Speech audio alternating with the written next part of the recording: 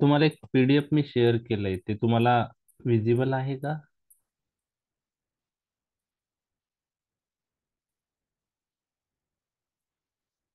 PDF जे share केलंय आता, ते दिसतंय का तुम्हाला? हो सर. हो सर. सर दिसते. ठीक आहे. नोट्स पीपीटी मध्ये काही गोष्टी नाहीयेत, त्याच्यामुळे मग मी हे पीडीएफ शेअर केले. लॉंग क्वेश्चनच्या दृष्टीने महत्वाच्या गोष्टी यात आहेत. पीपीटी मध्ये इंडिव्हिज्युअल ड्रग नाहीत. इंडिव्हिज्युअल ड्रग काहीच आहे. तर individual drug knowledge point of view आपल्याला माहीत असणं गरजेचं आहे. एक्झाम मध्ये इंडिव्हिज्युअल ड्रग वर काही विचारणार नाही, परंतु एक नॉलेज पॉईंट ऑफ व्ह्यू आपण डिस्कस करणार आहोत. ओके. तर काल आपण कॅल्शियम चॅनल ब्लॉकर हा टॉपिक डिस्कस केलेला आहे, आणि आपण पाहिलेलं आहे की खूप सारे सेल्स आहेत बॉडीमध्ये, त्याच्या मेम्ब्रेनवर, सेल मेम्ब्रेनवर हे कॅल्शियम चॅनल्स असतात. आणि कॅल्शियम चॅनल्स ऍक्टिव्हेट झाले आणि ओपन झाले तर कॅल्शियमची एंट्री सेलमध्ये होते. ओके. तर आपण जर कॅल्शियम चॅनल ब्लॉकर्स यूज केले तर कॅल्शियम चॅनल ब्लॉकर्स हे कॅल्शियमची एंट्री सेलमध्ये होऊ देत नाही. तर वेगवेगळ्या बॉडीतले पार्ट्स आहेत, वेगवेगळ्या सेल्स आहेत, त्यावर हे कॅल्शियम चॅनल्स प्रेझेंट असतात. काल आपण पाहिलं होतं की तीन प्रकारचे कॅल्शियम चॅनल आहेत: L type calcium channel, T type calcium channel आणि N type calcium channel. Okay. L type calcium channel म्हणजे लॉंग लास्टिंग चॅनल असतात, म्हणजे ते ओपन झाल्यावर जास्त वेळ ओपन राहतात आणि परत मग क्लोज होतात. टी टाइम कॅल्शियम चॅनल्स म्हणजे ट्रान्झिएंट टाइम साठी ते ओपन नसतं, म्हणजे फार थोड्या वेळापुरती. एन म्हणजे न्यूरोनल. ओके. तर हे तीन प्रकारचे कॅल्शियम चॅनल्स आहेत. ओके. आणि हे सगळे एक्झाम्पल व्होल्टेज गेटेड कॅल्शियम चॅनलचे आहे. Voltage gated calcium channels. Receptor operated calcium channels किंवा लीक चॅनल्स हे पण काही प्रकार आहेत, त्यात मी जाणार नाही. तर व्होल्टेज गेटेड कॅल्शियम चॅनलचे तीन प्रकार आहे: एल टाईप, टी टाईप आणि एन टाईप. ओके. तर सीव्हीएस रिलेटेड जे कॅल्शियम चॅनल ब्लॉकर्स आपण डिस्कस करणार आहोत ते L type calcium channel blockers आहेत. T type calcium channel blocker कोणत्या कंडिशन मध्ये यूज होता हे मी काल डिस्कस केलेलं आहे. कोणत्या कंडिशन मध्ये यूज होता T type calcium channel blocker? Anti epileptic. Drug epileptic epilepsy purpose. मध्ये यूज करतात. इथोसक्सिमाइड नावाचा ड्रग तुम्ही ऐकला असेल. ओके. तर ते T type calcium channel blocker आहे. तर आपण ते अँटी इपिलेप्टिक टॉपिक मध्ये डिस्कस करणार आहोत. आजचं कॉन्सन्ट्रेशन आपलं एल टाईप कॅल्शियम चॅनल शी रिलेटेड आहे. तर what are calcium channel blockers? These are the drugs which block L type voltage gated calcium channel present mainly on the blood vessels and heart. तर हे असे drugs आहेत, ते voltage gated calcium channel पैकी L type calcium channel block करतात. And त्यातले त्यात ते जे ब्लड व्हेसल आणि हार्टवरचे कॅल्शियम चॅनल आहे एल टाईप, ते मेनली इनहिबिट करतात. तर L type calcium channel blocker हे कोणकोणत्या साईटवर असतात हे मी तुमच्याशी डिस्कस करणार आहे. तर हार्टवर ते असतात. तर एसए नोड, एव्ही नोडवर कॅल्शियम चॅनल ब्लॉकर आहेत. त्याचप्रमाणे कार्डियाक मसल्स वर calcium L type calcium channel blocker आहे. ओके. आणि त्यानंतर काही स्मूथ मसल्स आहेत, त्यावरही कॅल्शियम चॅनल ब्लॉकर आहे. मग स्मूथ मसल्स मध्ये smooth muscles of the bronchi आहे, smooth muscles of the blood vessels आहे, smooth muscles of the bronchi आहे. त्यानंतर इंटेस्टायनल स्मूथ मसल आहे, युरिनरी ब्लॅडर जे आहे, वसायकल स्मूथ मसल्स आहेत, युटेराइन स्मूथ मसल्स आहे. तर स्मूथ मसल्स वरही कॅल्शियम चॅनल प्रेझेंट असतात. ओके. त्याचप्रमाणे कॅल्शियम चॅनल काही प्रमाणात हे एंडोक्राईन सेल आणि न्यूरॉन्स म्हणू शकतो आपण, त्यावरही प्रेझेंट असतात. तर एंडोक्राईन सेलवरही कॅल्शियम चॅनल असतात. ओके. आणि एंडोक्राईन सेलवरचे जे कॅल्शियम चॅनल काय रोल निभावतात ते मी तुम्हाला नंतर सांगणार आहे. आणि त्याचप्रमाणे न्यूरोनल किंवा न्यूरॉन्सवरही कॅल्शियम चॅनल्स असतात एल टाईप. ओके. तर हे लोकेशन झाले एल टाईप कॅल्शियम चॅनलचे. लोकेशन लक्षात आलं? काल आपण डिस्कस केलेले आठवत आहे लोकेशन? तुम्हाला हो सर. लोकेशन ऍक्शन साठी महत्वाचे आहे. कॅल्शियम चॅनल कार्डियक ब्लॉकरच्या मसल. समजलंय? कार्डियक. मग कार्डियाक मसलवर पण कॅल्शियम चॅनल आहेत एल टाईप, आणि S A node A V node वर आहे. थोडक्यात आपण हार्ट म्हणू शकतो. हार्ट मध्ये S A node A V node आणि कार्डियाक मसल. त्यानंतर काही स्मूथ मसल्स वर आहे, जसं blood vessel, bronchi, intestinal smooth muscles, urinary bladder smooth muscle, uterine smooth muscles, नंतर न्यूरल सेल आणि एंडोक्राइन सेल्स. एवढे लोकेशन्स आहेत. लक्षात आलं? तर हार्ट, त्यानंतर smooth muscles of various organs, endocrine cells आणि न्यूरॉन्स. हे चार मेन तुम्हाला माहित पाहिजे. लक्षात राहील हे? ओके. Yes sir. आता आपण एल टाईप कॅल्शियम चॅनल ब्लॉकरचे एक्झाम्पल पाहिलेले आहे आणि दोन ग्रुपमध्ये ते डिवाइड होतात ते पाहिले आहे, की L type calcium channel blocker divided into two groups. One group is called as dihydropyridine calcium channel blocker and another group is known as non-dihydropyridine calcium channel blockers. Okay, non-dihydropyridine calcium channel blockers. So dihydropyridine calcium channel blockers end with dipine, and we have discussed the example also in the last lecture. So what are the example of dihydropyridine calcium channel blocker? We have now there are 3 to 4 example with N. So we have nifedipine, nimodipine, nitrendipine, nicardipine. Okay, four drugs start with N: nifedipine, nimodipine, nitrendipine, and nicardipine. Okay, then then you have to remember A, B, C: amlodipine, benidipine, clevidipine. So 4N, 3 ABC, ABC, amlodipine, benidipine, clevidipine. आणि next आहे felodipine आणि lercanidipine. So these are the example of dihydropyridine calcium channel blocker. So spelling of dihydropyridine calcium channel blocker end with dipine. Four drugs start with N: nifedipine, nimodipine, nitrendipine, nicardipine. Then ABC: amlodipine, benidipine, clevidipine, and remaining felodipine and lercandipine. Okay. Non-dihydropyridine, there are two examples: verapamil and diltiazem. Verapamil and diltiazem. So verapamil is phenylalkyl amine, while diltiazem is benzothiazepines. तर हे chemical group लक्षात नाही राहिला तर आपण non डायहायड्रोपायरिडिन मध्ये फक्त व्हरापामिल, दिल्तियाझेम असे दोन नावं लिहिले तरी हे चालू शकतं. ओके. तर क्लासिफिकेशन लक्षात आलंय का तुमच्या? Yes sir. ओके. आता मेकॅनिझम ऑफ ऍक्शन काय? तर सिंगल लाईन मध्ये these are the drugs which block L type calcium channel, so calcium entry into the cell is inhibited. Calcium entry into various cell is inhibited. ही त्याची mechanism of action आहे. Okay. तर एका line मध्येच mechanism लक्षात घ्या ठेवायचे आपले. Calcium channel blockers act by blocking calcium channel present on various cell, so entry of calcium inside the cell is inhibited. आता ही झाली मेकॅनिझम, आणि त्याच्यामुळे कोणत्या फार्मेकोलॉजिकल ऍक्शन्स होणार आहेत ते आपण नंतर डिस्कस करणार आहे. त्यासाठी तुम्हाला एल टाईप कॅल्शियम चॅनलचे लोकेशन कुठं आहेत ते माहित पाहिजे, आणि आपण पाहिलेले आहेत ते कुठं कुठं असतात. तर ते हार्ट मध्ये असतात, cardiac muscle, S A node, A V node. त्यानंतर काही स्मूथ मसल्स आहेत त्यावर असतात, जसं smooth muscles of the bronchi, blood vessels, intestine, vesical smooth muscle आणि युटेराइन स्मूथ मसल, आणि एंडोक्राइन सेल आणि न्यूरॉन्स ही एल टाईप कॅल्शियम चॅनल काही प्रमाणात आहे. तर हे झाले लोकेशन एल टाईप, आणि ते इनहिबिट झाल्यामुळं काय होईल? तर आपण काल पाहिले स्मूथ मसलवरचे कॅल्शियम चॅनल इनहिबिट झाले तर काय होईल? स्मूथ मसलवरचे कॅल्शियम चॅनल ब्लॉक इनहिबिट झाले तर काय होईल? कॉन्ट्रॅक्शन, पहा, रिलॅक्सेशन. रिलॅक्सेशन. रिलॅक्सेशन. आपल्याला ड्रगची ऍक्शन विचारलेली आहे.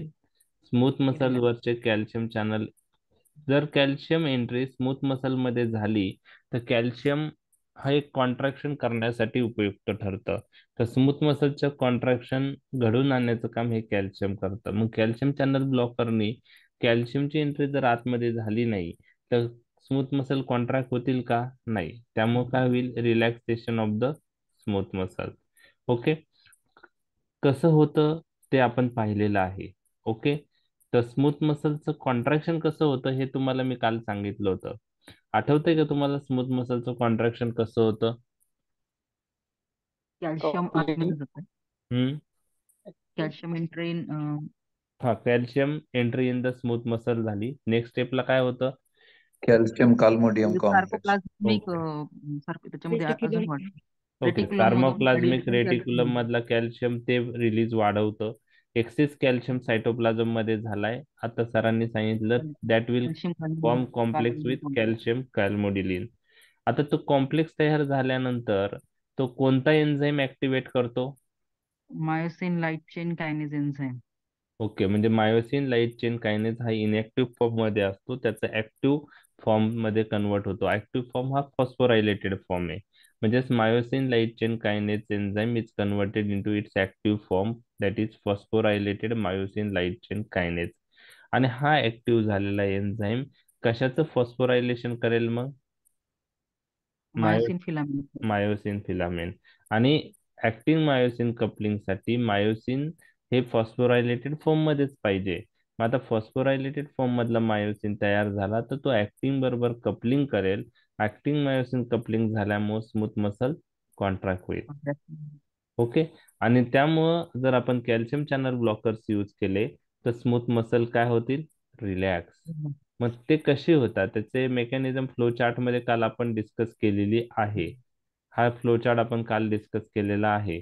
कॅल्शियम चॅनल ब्लॉकर जर यूज केले तर L type calcium channel inhibit होईल. त्यामुळे no entry of calcium in the smooth muscle, no release of calcium from sarcoplasmic reticulum, no formation of calcium calmodulin complex, no activation of myosin light chain kinase to its phosphorylated form, no phosphorylation of myosin filament, no actin myosin coupling, so smooth muscle relax.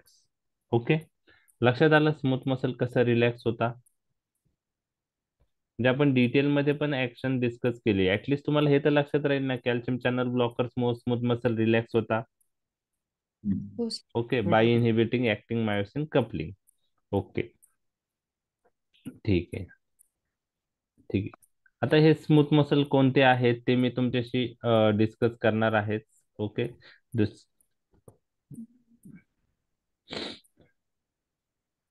2 मिनिटं.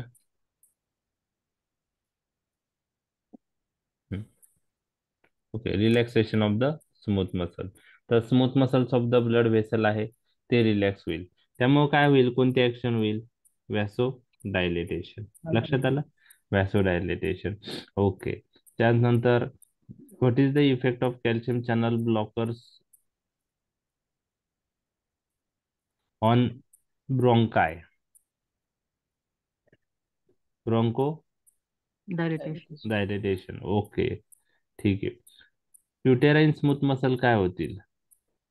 Relax होईल. Relaxation होईल. Okay. Vesicle smooth muscle relax होईल. आता uterine smooth muscle relax होतात मग तो ऑक्सिटोसिक्स म्हणून use करू शकतो का टोकोलायटिक्स म्हणून? Calcium channel blocker. Tocolytic. Tocolytic. Tocolytic. मग आता त्या दिवशी मॅडमनी टोकोलायटिक शिकवलं, त्यात कॅल्शियम चॅनल ब्लॉकर आला असेल बघा. आला होता सर. ओके. मला ठीक आहे. epidemic. ओके. ओके. तर फार्मेकोलॉजिकल ऍक्शन जर तुम्हाला लक्षात आल्या त्यावरून तुम्हाला यूज पण लक्षात येतो. लक्षात आलं? ओके. ओके. स्मूथ मसलवरची ऍक्शन्स आपण पाहिली. कार्डियक मसलवर काय ऍक्शन आहे? कॉन्ट्रॅक्शन. कॅल्शियमची ऍक्शन कॉन्ट्रॅक्शन आहे. कॅल्शियम एंट्री झाली तर L type calcium channel open झाले, कॅल्शियम कार्डियक मसल मध्ये आला तर कॉन्ट्रॅक्शन होतं. मग L type calcium channel blocker use केल्यामुळे कार्डियक मसल काय होतील? रिलॅक्स. रिलॅक्स होतील. मग त्याला आपण दुसऱ्या भाषेत काय म्हणतो? Negative inotropic effect. Negative inotropic effect. Okay. Okay. Okay. तर आता स्मूथ मसलचं कॉन्ट्रॅक्शन कसं होतं हे माहीत असल्यामुळं आपण L type calcium channel block झाल्यावर स्मूथ मसल रिलॅक्स कसं होतं ते फ्लो चार्ट मध्ये पाहिलं. तसंच कार्डियाक मसलचं कॉन्ट्रॅक्शन कसं होतं हे तुमच्याशी मी डिस्कस करतोय की L type calcium channel blocker जे आहे, okay, L type calcium channel जे आहेत, sorry, L type calcium channel जे आहे ते कार्डियाक मसलवर आहे. आणि कार्डियाक मसल वरचे सपोज हे आता कार्डियाक मसल आहे आणि हे कॅल्शियम चॅनल आहे. तर कॅल्शियम चॅनल ओपन झाल्यामुळे कॅल्शियमची एंट्री होते आणि कार्डियाक मसल कॉन्ट्रॅक्ट होतं. आता हे कॉन्ट्रॅक्शन कसं होतं हे तुमच्याशी मी डिस्कस करत आहे. तर कॅल्शियम एंटर झाल्यानंतर सार्कोप्लाझ्मिक रेटिक्युलम मध्ये जो स्टोअर झालेला कॅल्शियम आहे तो पण ह्या कॅल्शियम मुळे तो पण कॅल्शियम रिलीज होतो. तर सायटोप्लाझम मध्ये खूप सारा कॅल्शियम होतो आणि हा कॅल्शियम, ओके, हा कॅल्शियम कार्डियाक मसल मध्ये कशाबरोबर कंबाईन होतो? इथं कॅल्मोडिलिन नाहीये, ट्रोपोनिन. ट्रोपोनिन. ट्रोपोनिन. आणि कॅल्शियम ट्रोपोनिन कॉम्प्लेक्स तयार होतं आणि हा कॉम्प्लेक्स, हा जो कॅल्शियम ट्रोपोनिन कॉम्प्लेक्स झालेला आहे तो ऍक्टिंग मायोसिनची कपलिंग करतो. तो ऍक्टिंग मायोसिनची कपलिंग करतो, बरोबर आहे. आणि त्याच्यामुळं ऍक्टिंग मायोसिन कपलिंग झाली तर कार्डियाक मसल कॉन्ट्रॅक्ट होतात. थोडक्यात काय, कॅल्शियम जर कार्डियाक मसल मध्ये एंटर झाला एल टाईप कॅल्शियम चॅनल मधून तर कार्डियाक मसलचं कॉन्ट्रॅक्शन वाढतं. मग त्यावरून जर आपण L type calcium channel blocker use केले तर कार्डियाक मसल काय होतील? रिलॅक्स होतील. फक्त कोणत्या, म्हणजे एक आपल्याला मेकॅनिझम विचारली तर ह्या चार्ट जर तुम्ही लिहिला तर तुम्हाला चांगले मार्क्स पडतील. Calcium channel blockers block L type calcium channel present on the cardiac muscle. Okay. No entry of calcium in cardiac muscle, no release of calcium from sarcoplasmic reticulum, no formation of calcium troponin complex, no coupling of acting myosin filament, and it results in cardiac muscle relaxation. त्यालाच आपण negative inotropic action असं म्हणतो. लक्षात आलं cardiac muscle वरची action? Okay. हो sir. SA node एव्ही node वर काय आहे? आता एसए नोड आणि एव्ही नोडचं जर आपण कॉन्ट्रॅक्शन म्हणजे एसए नोड्स आणि एव्ही नोडचं इम्पल्स जनरेशन बघितलं तर कॅल्शियमचा रोल आहे. तर फेज झिरो डिपोलरायझेशन, आता ह्या गोष्टी लक्षात ठेवायला डिफिकल्ट आहे किंवा अंडरस्टँडिंगला डिफिकल्ट आहे, त्या नाही लक्षात ठेवलं तरी चालेल. फेज झिरो डिपोलरायझेशन काय आहे ते अरेथमियाच्या टॉपिकमध्ये आपण नंतर डिस्कस करूया. तर फेज झिरो डिपोलरायझेशन जे आहे एसए नोड एव्ही नोड ते कॅल्शियम थ्रू होतं. थोडक्यात काय लक्षात घ्या, जेव्हा एसए नोड आणि एव्ही नोड वरचे कॅल्शियम चॅनल ओपन झाले तर कॅल्शियम एंट्री आत होते आणि एसए नोड वरचं कॅल्शियम एंट्री वाढली तर ऑटोमॅसिटी वाढते. आणि एव्ही नोड वरचे जर कॅल्शियम चॅनल ऍक्टिव्हेट होऊन कॅल्शियम एंट्री झाली तर एव्ही नोड थ्रू कंडक्टिव्हिटी वाढते. तर कॅल्शियम चॅनल जे आहे ते त्या थ्रू जर कॅल्शियम एसए नोड मध्ये एंटर झाला तर ऑटोमॅसिटी म्हणजे इम्पल्स जनरेशन वाढतं. आणि एव्ही नोड मधलं कॅल्शियम जो आहे एव्ही नोड वरचा तो जर कॅल्शियम चॅनलने आत आला एव्ही नोड मध्ये तर कंडक्टिव्हिटी म्हणजे अॅट्रिया पासून वेंट्रिकल कडे जे इम्पल्स जात आहे ते फास्ट जातील. त्याला कंडक्टिव्हिटी म्हणतात.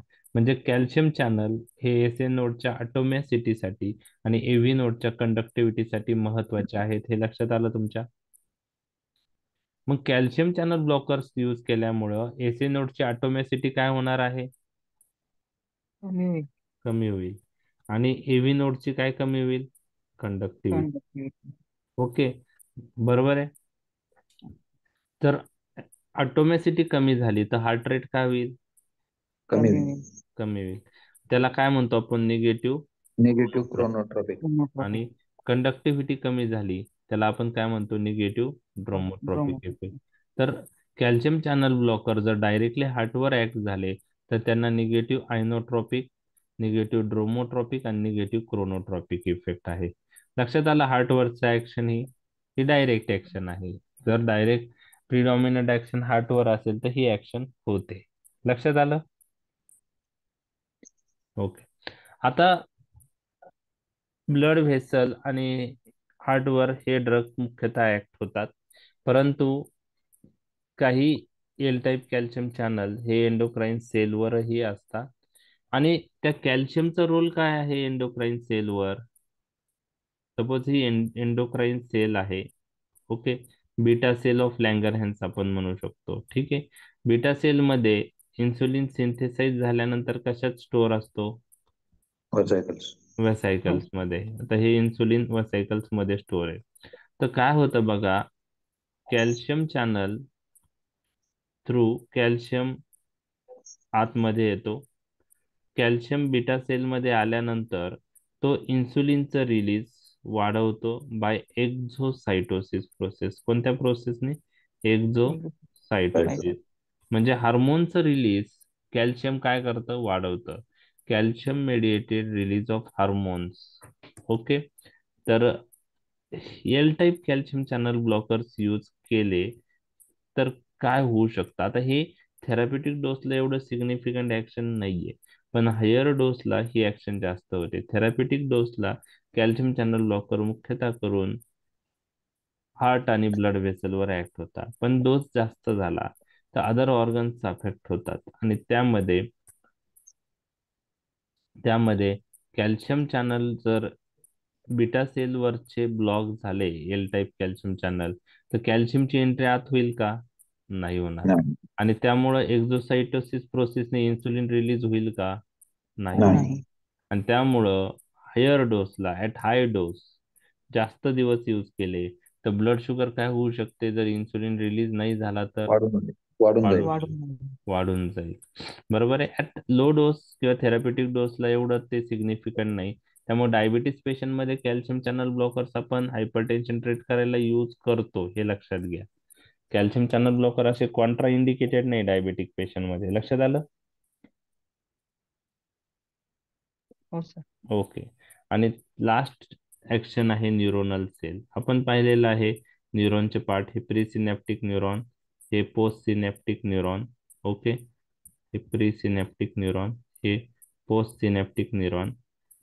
प्री सिनॅप्टिक न्यूरॉन मध्ये व्हेसिकल्स मध्ये काय स्टोअर असतं? न्यूरोट्रान्समीटर. न्यूरोट्रान्समीटर. ओके. मग काय आहे की कॅल्शियम चॅनल हे प्रीसिनेप्टिक न्यूरॉनवर असतात आणि हे calcium channel L type calcium channel आहेत. त्या थ्रू कॅल्शियम एंटर होतं. कॅल्शियम काय करतं की एक्झोसाइटोसिस प्रोसेसचे न्यूरोट्रान्समीटरचं रिलीज करतं. जे रिलीज झालेले न्यूरोट्रान्समीटर आहे ते त्यांच्या पोस्ट सिनॅप्टिक रिसेप्टरवर ऍक्ट होतात. ओके. आणि त्यामुळं ऑर्ग ऍक्शन होण्यास त्यामुळे त्यांची ऍक्शन होते, थोडक्यात आपण असं म्हणू शकतो. तर थोडक्यात काय, न्यूरॉनच्या रिलीजसाठी, न्यूरोट्रान्समीटरच्या रिलीजसाठी कशाची गरज आहे? कॅल्शियमची. आणि हा कॅल्शियम कशा थ्रू ऑप्टेन होतो? L type L calcium type कॅल्शियमच्या. आणि L type calcium channel through जर तो कॅल्शियम आला तर कॅल्शियमचं रिलीज वाढतं. Sorry, L type calcium channel through जर कॅल्शियम आत आला तर न्यूरोट्रान्समीटरचं रिलीज वाढतं. ओके. ठीक आहे. मग कॅल्शियम चॅनल ब्लॉकर्स यूज केले तर न्यूरोट्रान्समीटरचं रिलीज काय होणार आहे? इनहिबिट होणार आहे. तर आपण कॅल्शियम चॅनल ब्लॉकरच्या फार्मॅकोलॉजिकल ऍक्शन्स कंप्लीट केलेल्या आहेत. लक्षात आल्या फार्मॅकोलॉजिकल ऍक्शन्स तुमच्या? सर मला एक विचारायचं होतं की आपण आता हे लिहिलंय ना, तर ते ऍक्शन लिहून तिकडं सीसीबी त्याला ब्लॉक करतो तसं लिहायचं का? तुम्ही तो फ्लो चार्ट दिलाय ते लिहायचं? फ्लोचार्ट लिहिलं तरी चालेल. फ्लोचार्ट लिहा. हे फ्लोचार्ट समजण्यासाठी आधीची माहिती दिलेली. Okay okay. लक्षात आलं? तुम्ही फ्लोचार्ट लिहिला म्हणजे आता जे एक्झामिनर आहे त्यांना माहित आहे आधीच सगळं. म्हणजे we are expecting actions related with ड्रगच्या ऍक्शन आपण लिहिणार आहोत. म्हणजे ड्रग मुळे काय होईल तो फ्लोचार्ट लिहिला तरी चालेल, पण पहिलं लिहून तुम्ही लिहिलं की कॅल्शियम चॅनल ब्लॉकर ह्या स्टेप इनिबिट केले तरी चालू शकतं. पण त्यापेक्षा फ्लोचार्ट लिहिलं तर काय होतं की फ्लोचार्ट मध्ये ड्रग मुळे काय होईल ते त्या भाषेत लिहिलेलं आहे. लक्षात आलं? तर फ्लोचार्ट लिहिलं तर सगळ्यात चांगलं. म्हणजे मला वाटतं की तेवढंच लिहायचंय त्याच्यात. बाकी इनिशियल पार्ट लिहून फ्लोचार्ट लिहिलं तर तुम्हाला वेळ नाही पुरणार. हे लक्षात घ्या. नोट्स मध्ये डिटेल आहे. नोट्स ह्या अंडरस्टँडिंग साठी असतात. आन्सर लिहिताना कोणता पार्ट लिहायचा हे तुम्ही डिसाईड करायचं असतं की काय काय आपल्याला लिहायचं आहे. तेवढ्या मेरिटमध्ये आपलं झालं पाहिजे. लक्षात आलं? कोणतेही आता हम्म. समजा कॅल्शियम चॅनल विचारलेत blockers, classify calcium channel blockers and write down mechanism pharmacological action uses adverse effect of calcium channel blockers. ठीक आहे, तुम्ही लिहू शकता. आता यामध्ये स्पेसिफिक एल टाईप नाही विचारले, त्यात तुम्ही एल टाईप प्लस टी टाईपचं क्लासिफिकेशन लिहू शकता. परंतु त्यासाठी इंट्रोडक्शन पार्ट विचारलाय का तुम्हाला, टाइप्स ऑफ कॅल्शियम चॅनल? नाही. मग तुम्ही ते लिहित बसले, मग त्याचे काय आहे, टी एल टाईप म्हणजे काय, टी टाईप म्हणजे काय, एन टाईप म्हणजे काय, त्याची जी स्लाइड दाखवली होती डिफरन्स, ते तुम्ही लिहित बसले तर त्याला मार्क्स भेटणार आहे का? ते विचारले का? नाही. जे विचारलं नाही ते लिहित नाही. इंट्रोडक्शन पार्ट बुक्समध्ये त्रिपाठीत किंवा नोट्समध्ये हे अंडरस्टँडिंग पॉइंट ऑफ व्ह्यू असतं. एखादी लाईन ठीक आहे, व्हॉट इज सिझोफ्रेनिया ठीक आहे, तो कसा होतो काय होतो ते तुमच्याकडून फार्मॅकमध्ये एक्सपेक्टेड नाहीये. लक्षात आलं? तुम्हाला ड्रग्स लिहावं लागणार. ओके. तर क्वेश्चन काय विचारला त्याच्यावरून तुम्हाला ते फ्रेम करणं आहे. आता डायहाइड्रोपायरिडिन कॅल्शियम चॅनल ब्लॉकर्स जे आहेत त्यांची प्रिडॉमिनंट ऍक्शन कुठं आहे? आता तुम्हाला एक गोष्ट हार्ट आणि सांगायचं स्मूथ राहिलं. मसल्स.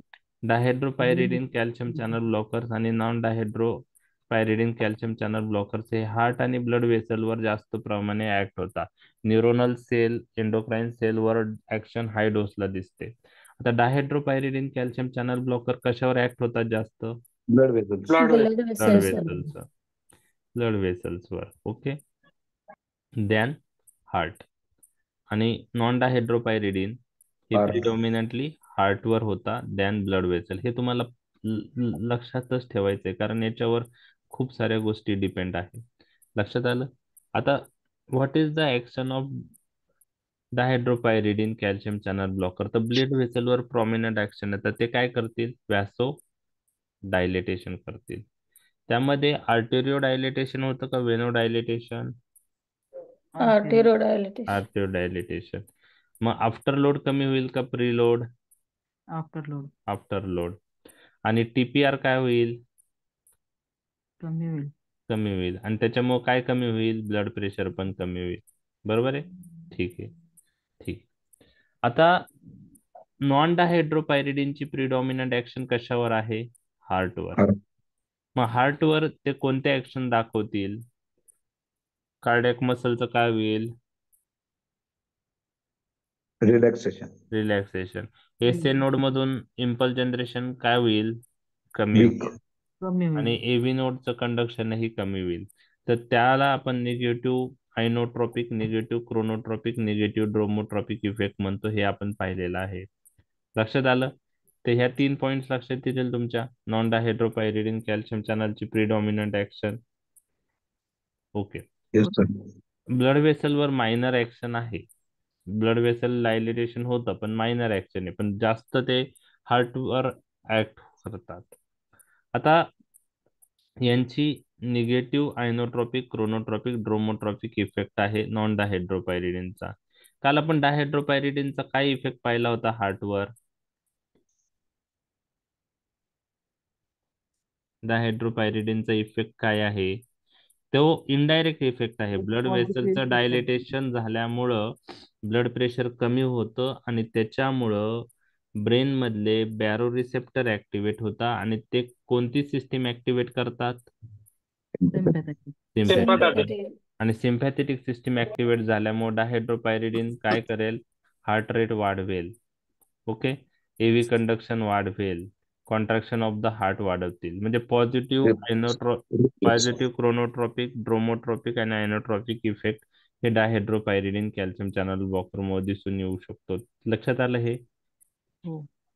हे दो डिफरन्स आहे. कोणी विचारलं तुम्हाला की फार्माकोलॉजिकल ऍक्शन्स मध्ये डायहाइड्रोपायरिडिन आणि नॉन डायहाइड्रोपायरिडिन हे दोन्ही calcium that is channel called blocker? Reflex tachycardia ना sir? Yes, that is called as reflex tachycardia, and it is more common with nifedipine in DHBs. dihydropyridine. Nifedipine. Dihydropyridine मध्ये nifedipine बरोबर जास्त आहे. तर डायहाइड्रोपायरिडिन मध्ये जे शॉर्ट ऍक्टिंग डायहाइड्रोपायरिडिन आहेत त्यावर त्या ड्रगवर त्या ड्रग्सला रिफ्लेक्स ऍक्शन जास्त आहे. जे calcium channel blocker, dihydropyridine calcium channel blockers हे लॉंग ऍक्टिंग आहेत, जसं अँब्लोडिपिन. त्याबरोबर हे रिफ्लेक्स टॅकिकार्डिया किंवा रिफ्लेक्स सिम्पॅथेटिक ऍक्टिव्हेशनची ऍक्शन कॉमन नाही आहे. तर डायहायड्रोपायरिडिन मध्ये पण ही जी रिफ्लेक्स ऍक्शन आहे ते कोणत्या ड्रग बरोबर दिसते, जे ड्रग शॉर्ट ऍक्टिंग आहे. बरोबर आहे. आणि त्यामध्ये एक्झाम्पल काय लक्षात ठेवायचं आहे, निफिडिपिन. जे ड्रग लॉंग ऍक्टिंग आहेत त्यांच्याबरोबर ही रिफ्लेक्स ऍक्शन एवढी दिसून येत नाही. तर निफिडिपिन आणि अँब्लोडिपिन मधला हा फरक लक्षात राहील तुमच्या. हो सर. ओके ओके, ठीक आहे.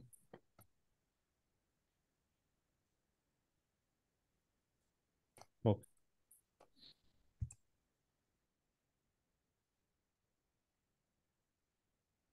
ओके. अदर स्मूथ मसल्स जे आहेत ते पण रिलॅक्स होतात कॅल्शियम चॅनल ब्लॉकरमुळं.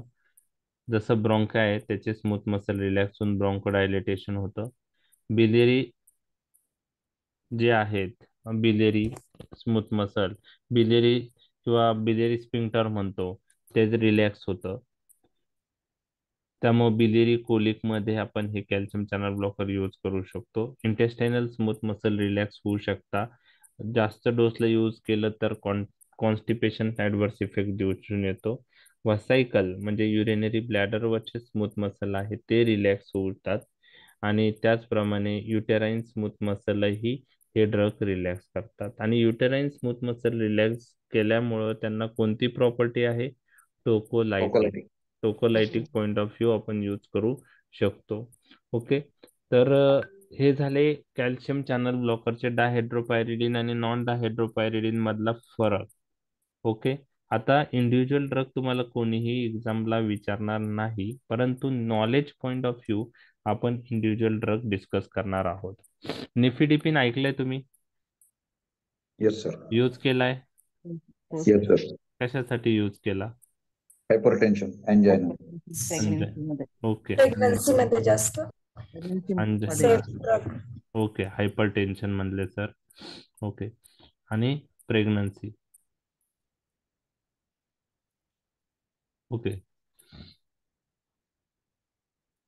ओके. आता निफिडिपिन रुटीन हायपरटेन्शन साठी यूज करता का तुम्ही?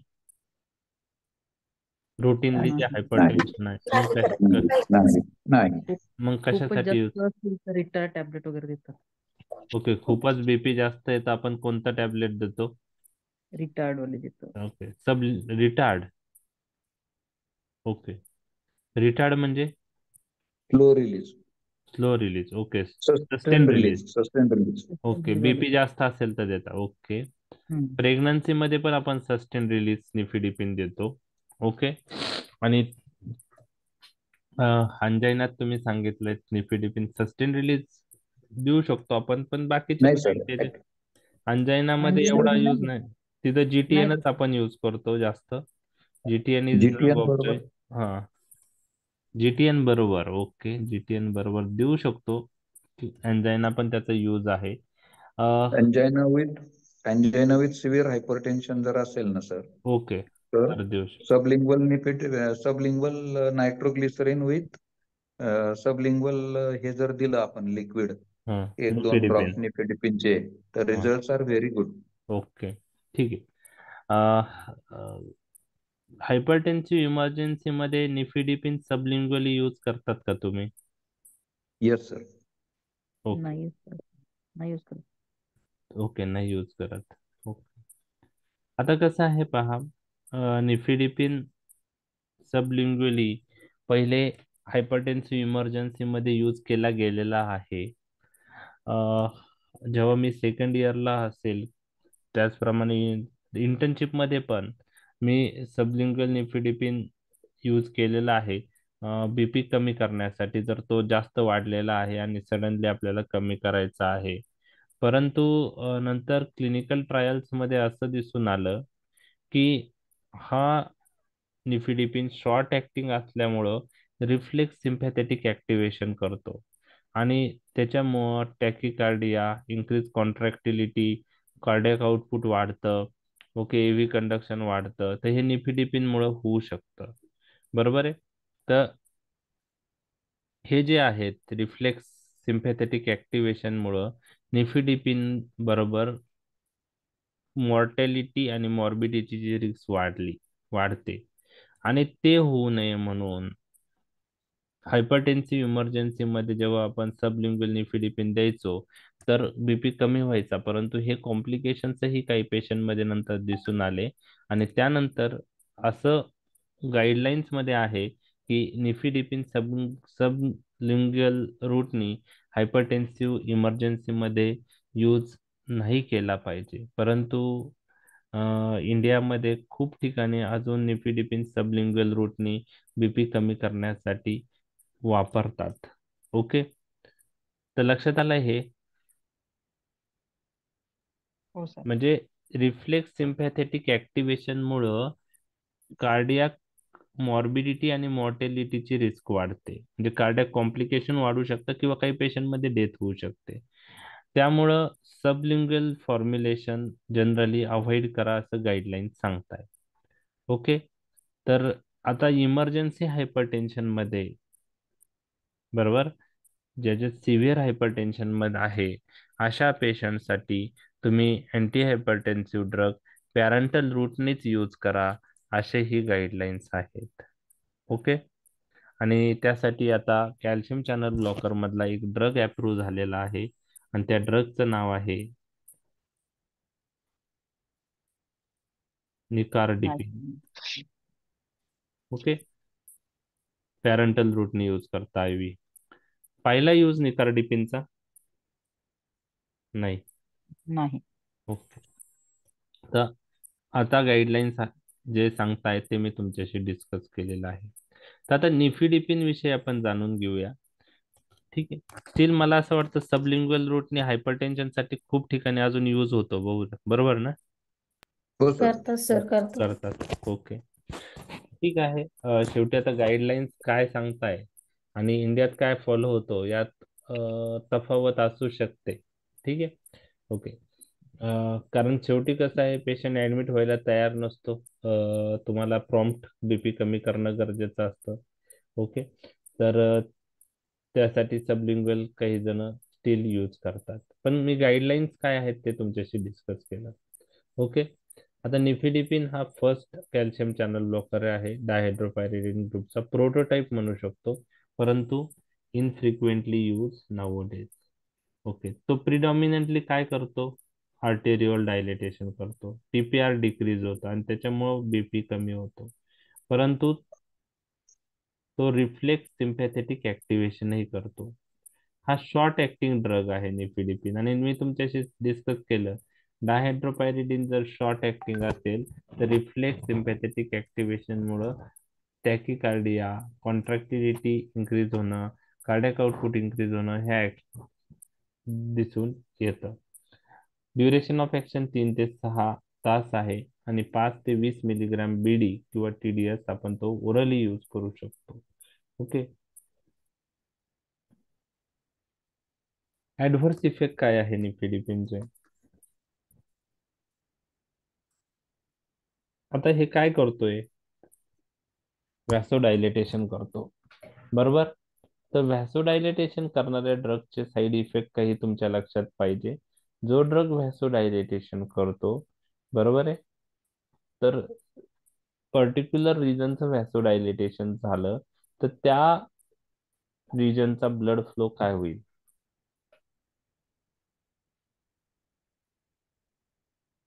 एखाद्या पर्टिक्युलर रिजनचं व्हॅसोडायलेटेशन झालं तर तिथला वाढेल तिथला. वाढेल. वाढेल वाढेल blood flow. वाढेल, बरोबर. ओके, पर्टिक्युलर आणि बरोबर आहे. तर त्याच्यामुळं त्याच्यामुळं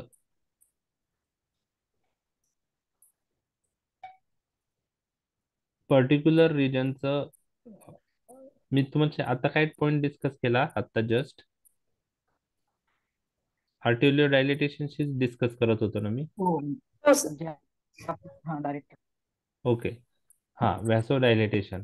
तर व्हॅसोडायलेटेशन हे करतं आणि पर्टिक्युलर रिजनचं व्हॅसोडायलेटेशन झाल्यामुळे सपोज आता हेडे आपलं ब्लड फ्लो टू द, आता जो इम्पॉर्टंट ऍडव्हर्स इफेक्ट जो आहे तो थ्रोम्बिंग हेडेक आहे.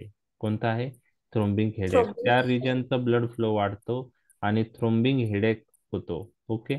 मग ते एक आहे. आणि पर्टिक्युलर रिजनचा ब्लड फ्लो वाढला तर सपोज स्किनचा जो ब्लड फ्लो आहे तो वाढतो, त्याला फ्लशिंग म्हणतात.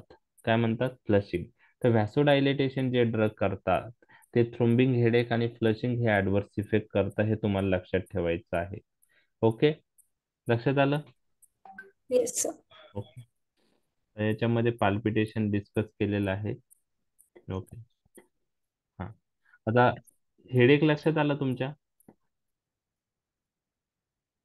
हेडेक का होतं? Yes sir. व्हॅसोडायलेटेशन मुळे. व्हॅसोडायलेटेशन मुळे ब्लड फ्लो वाढतो, थ्रोबिंग हेडेक होतं.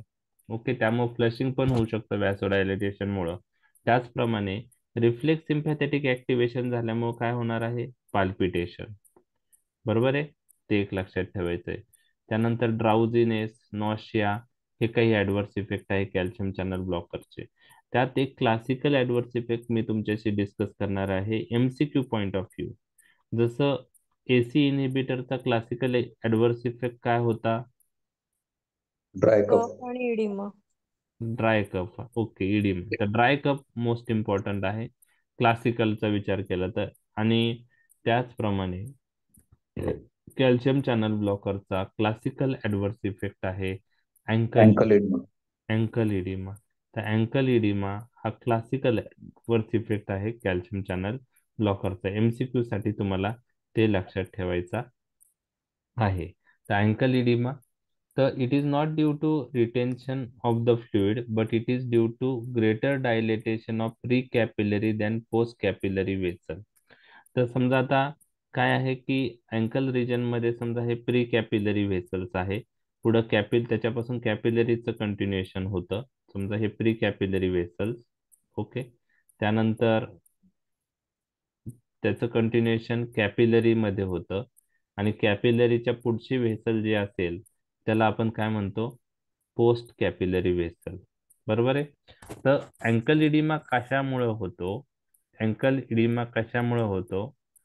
Okay, it is due to greater dilatation of pre capillary vessel than post capillary vessel. ही कोणती व्हेसल आहे? कॅपिलरी.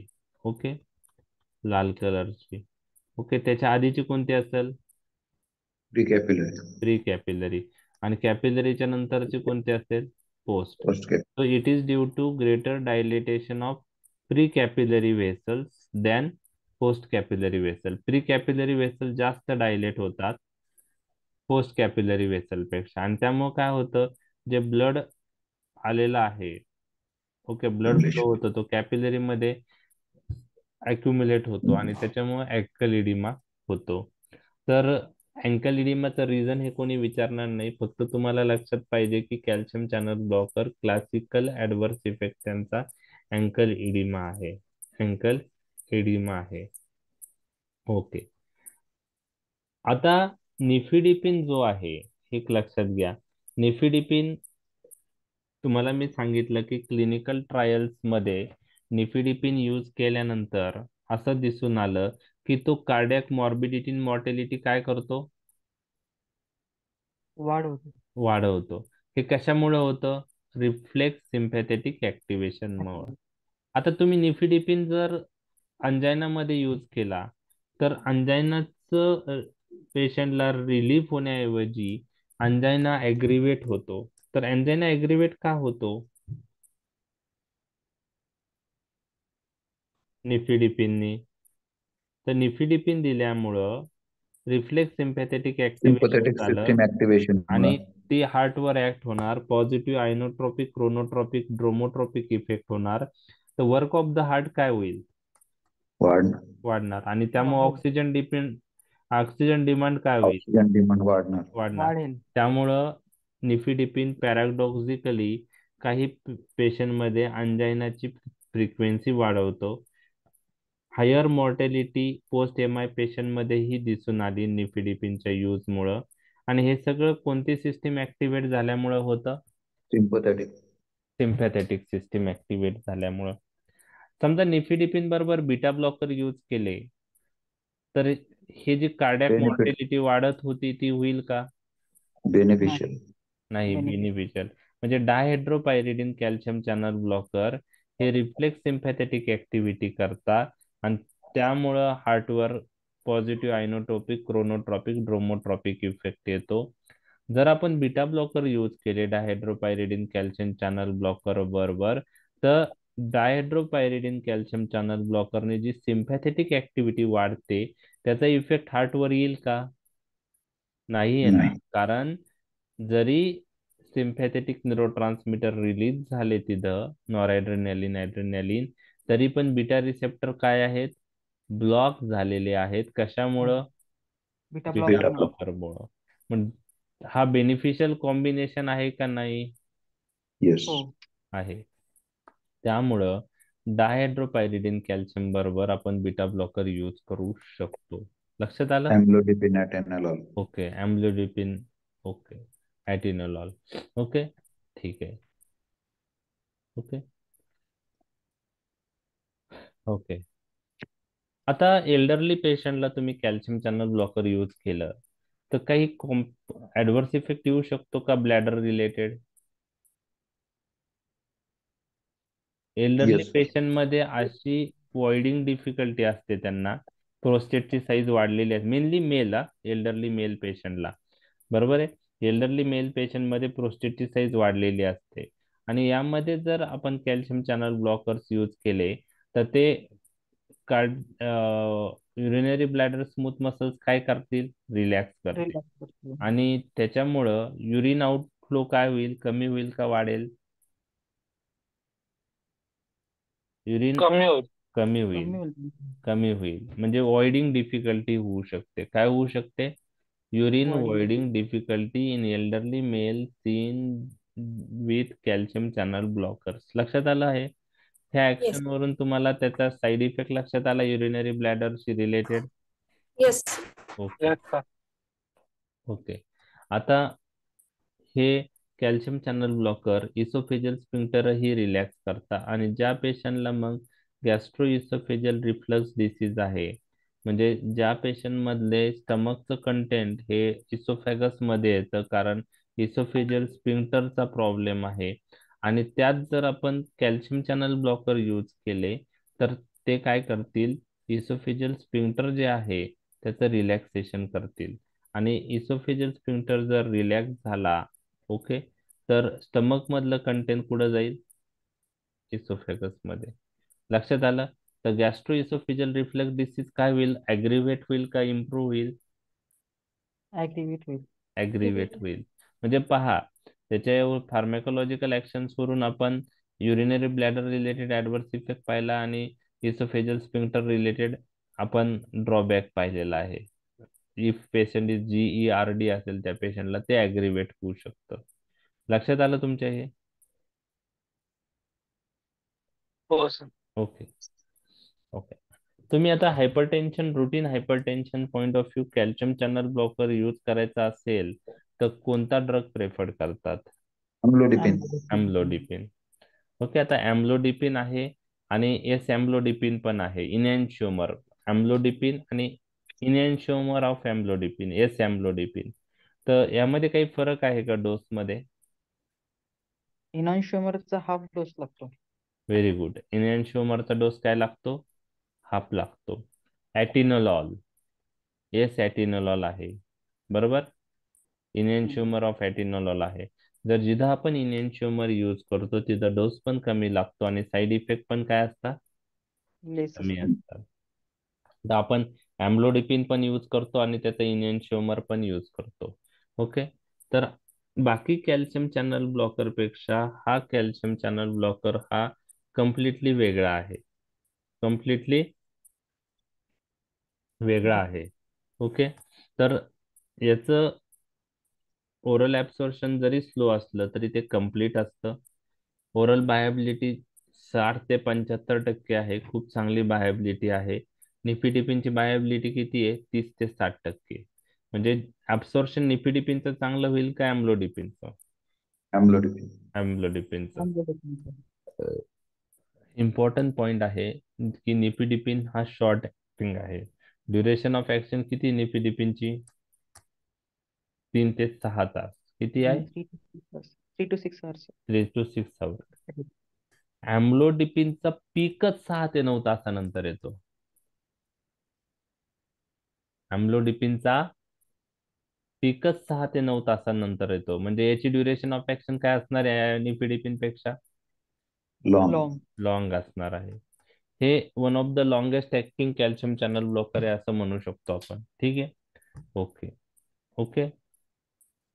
आणि मी तुम्हाला सांगितलेलं आहे की जे पाल्पिटेशन आहे, फ्लशिंग आहे, हेडेक आहे, ओके, किंवा पोस्चरल हायपोटेन्शन होण्याचे चान्सेस आहे, ते निफिडिपिन बरोबर कमी आहे.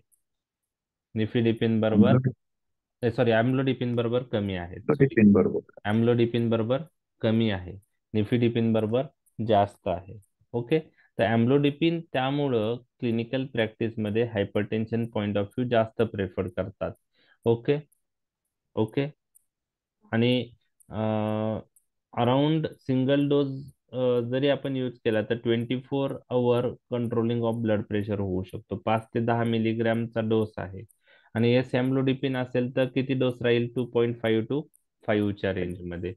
आणि याच्याबरोबर अँकल इडिमाचे चान्सेस पण कमी आहेत एस एम्लोडिपिन, म्हणजे ऍडव्हर्स इफेक्ट एम्लोडिपिन पेक्षा एस एम्लोडिपिनचे कमी आहेत. ओके. तर अँब्लोडिपिन हा सर्वांना माहित आहे. अजून कोणतं कॅल्शियम चॅनल ब्लॉकर तुम्ही यूज करता का? अँब्लोडिपिन आणि निफिडिपिन सोडून Nimodipine. कुठे यूज करलं? सेरेब्रल हे जे पेशंट असतात ना, त्यामध्ये. न्यूरोचे ओके, त्यामध्ये यूज यूज करतात. केलेलं आहे. ओके. हम्म. ते एमसीक्यू तुम्हाला लक्षात ठेवायचं आहे बरं का. आता सेरेब्रल कंडिशन मध्ये कोणता, मॅडमने आन्सर पण सांगितलंय, कोणता कॅल्शियम चॅनल ब्लॉकर आपण सेरेब्रोव्हॅस्क्युलर ऍक्सिडेंट किंवा सेरेब्रोव्हॅस्क्युलर कंडिशन काय आहे ती मी नंतर डिस्कस करतोय. आता मॅडमने ड्रगचं नाव सांगितलंय, काय ते आहे? Dipine. निमोडिपिन. निमोडिपिन आपण त्यात यूज करतो. ओके. निमोडिपिन माहिती आहे. अजून निमोडिपिनचा यूज पाहिलाय तुम्ही. ओके. ठीक आहे, आपण बाकीचे ड्रग पाहू. फेलोडिपिन. आता बाकी ड्रग जास्त लक्षात ठेवायचे नाही, जिथे एमसीक्यू आहे ते मी तुमच्याशी डिस्कस करणार आहे. Felodipine it differs from nifedipine in having greater vascular selectivity, large tissue distribution and longer acting. हा रेनाउंड डिसीज साठी अप्रूव्ह झालेला ड्रग आहे फेलोडिपिन. रेनाउंड डिसीज हा कोणत्या प्रकारचा आजार आहे? एक पेरिफेरल व्हॅस्क्युलर डिसीजचा प्रकार आहे तो. ऐकलंय Raynaud disease? Hmm. Okay. Yes. Okay. Okay. आणि extended release formation once daily dose मध्ये 24 आवर कंट्रोल होऊ शकतं यांनी. ओके. ओके. निमोडिपिन. एमसीक्यू काय आहे? Cerebro selective calcium channel blocker कोणता? त्याचा आन्सर काय येईल? निमोडिपिन. Nimodipine. निमोडिपिन. ओके. निमोडिपिन आता कुठे यूज करतात ते पहा, ते मी तुमच्याशी डिस्कस करत आहे. It is highly lipid soluble. आता लिपिड सोल्युबल जास्त असल्यामुळे blood brain barrier easily cross करेल का नाही? हो. करेल. करेल. करेल. आणि दुसरी, हा शॉर्ट ऍक्टिंग आहे. शॉर्ट ऍक्टिंग डायहायड्रोपायरिडिन आहे. निफिडिपिन सारखा हा पण short run. It readily crosses the blood brain barrier. आता ब्लड ब्रेन बॅरियर क्रॉस केल्यानंतर सेरेब्रल ब्लड व्हेसलचं काय करेल हा? व्हॅसोडायलिटेशन. व्हॅसोडायलिटेशन. सोपं आहे. Smooth muscle relaxation, vasodilatation, dilatation of the cerebral blood vessel. आता ही ऍक्शन पॉइंट ऑफ व्ह्यू तो कुठे यूज करताय?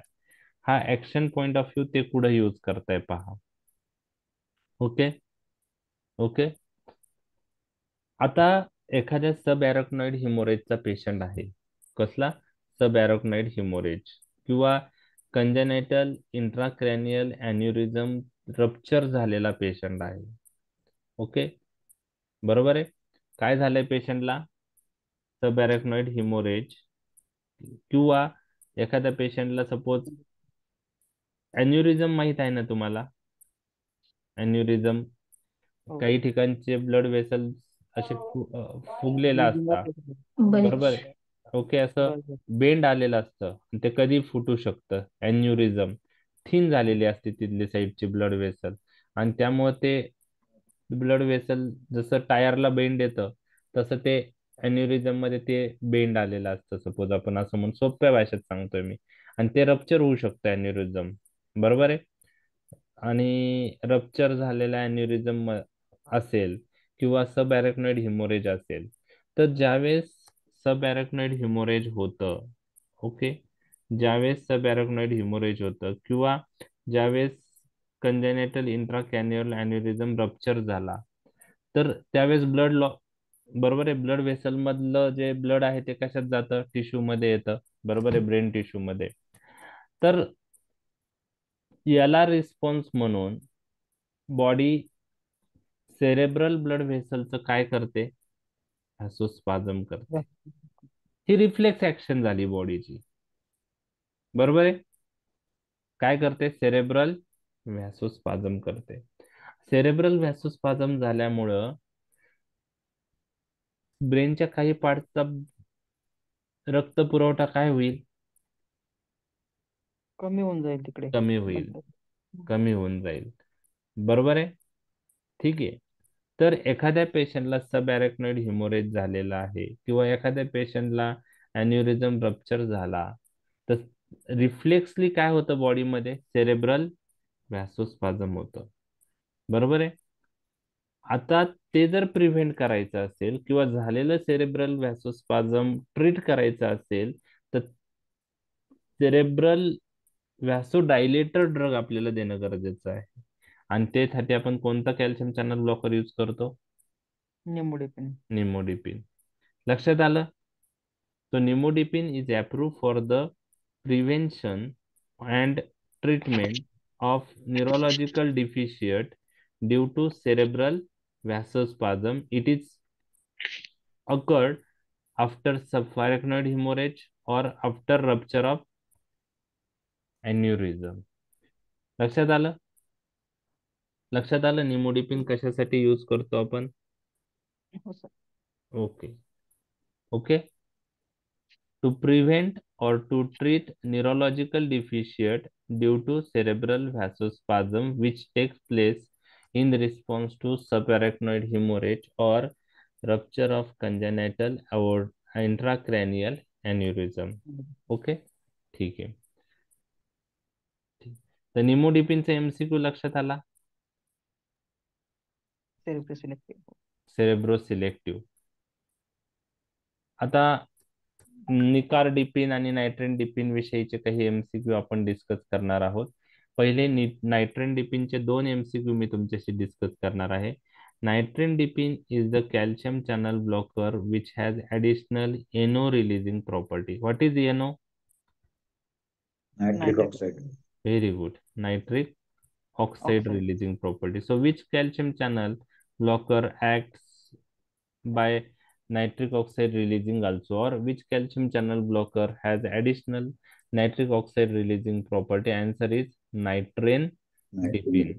And it also has ability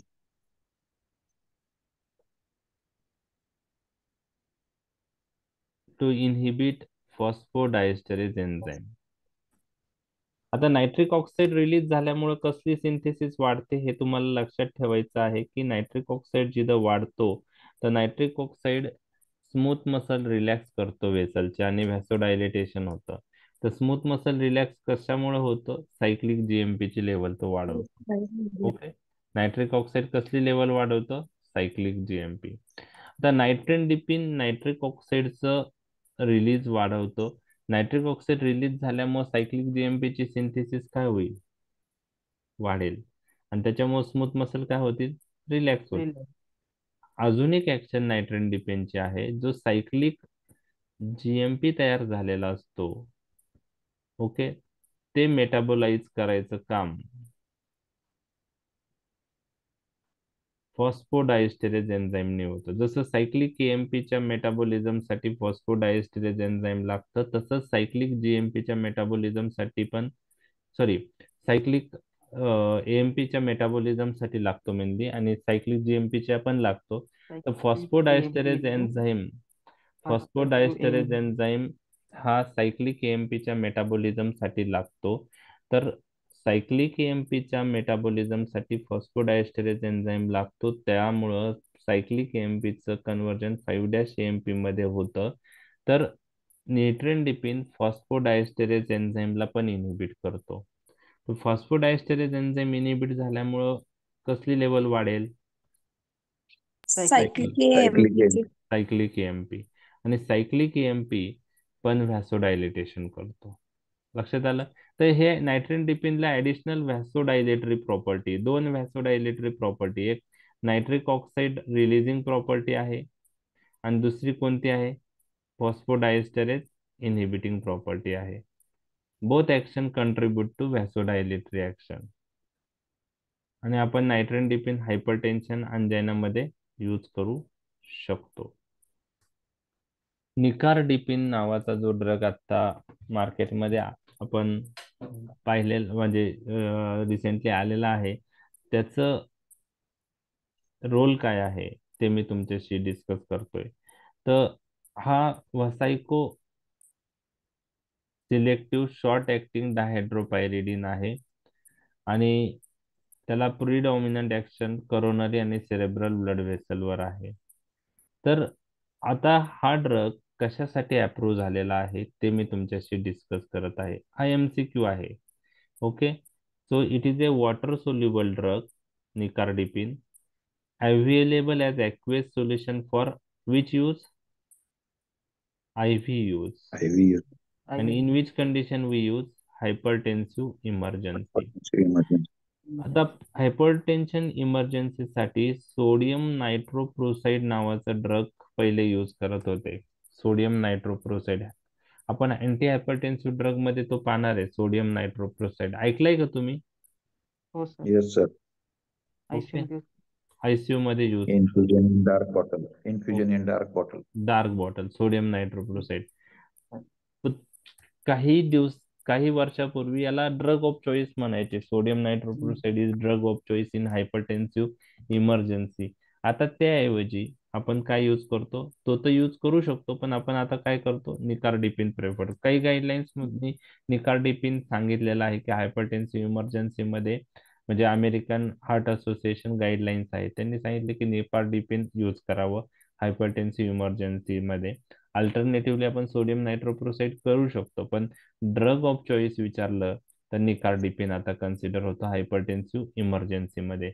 आणि त्याचप्रमाणे त्याला अल्टरनेटिव्ह म्हणून कॅल्शियम चॅनल ब्लॉकर मधला दुसरा क्लेव्हिडिपिनही आपण यूज करू शकतो. तर which calcium channel blockers we preferred in hypertensive emergency by IV route? तर त्याचा आन्सर आहे RDP. Nicardipine. If it alternative to nicardipine is clevidipine. लक्षात राहील हे MCQ निकार्डिपिन.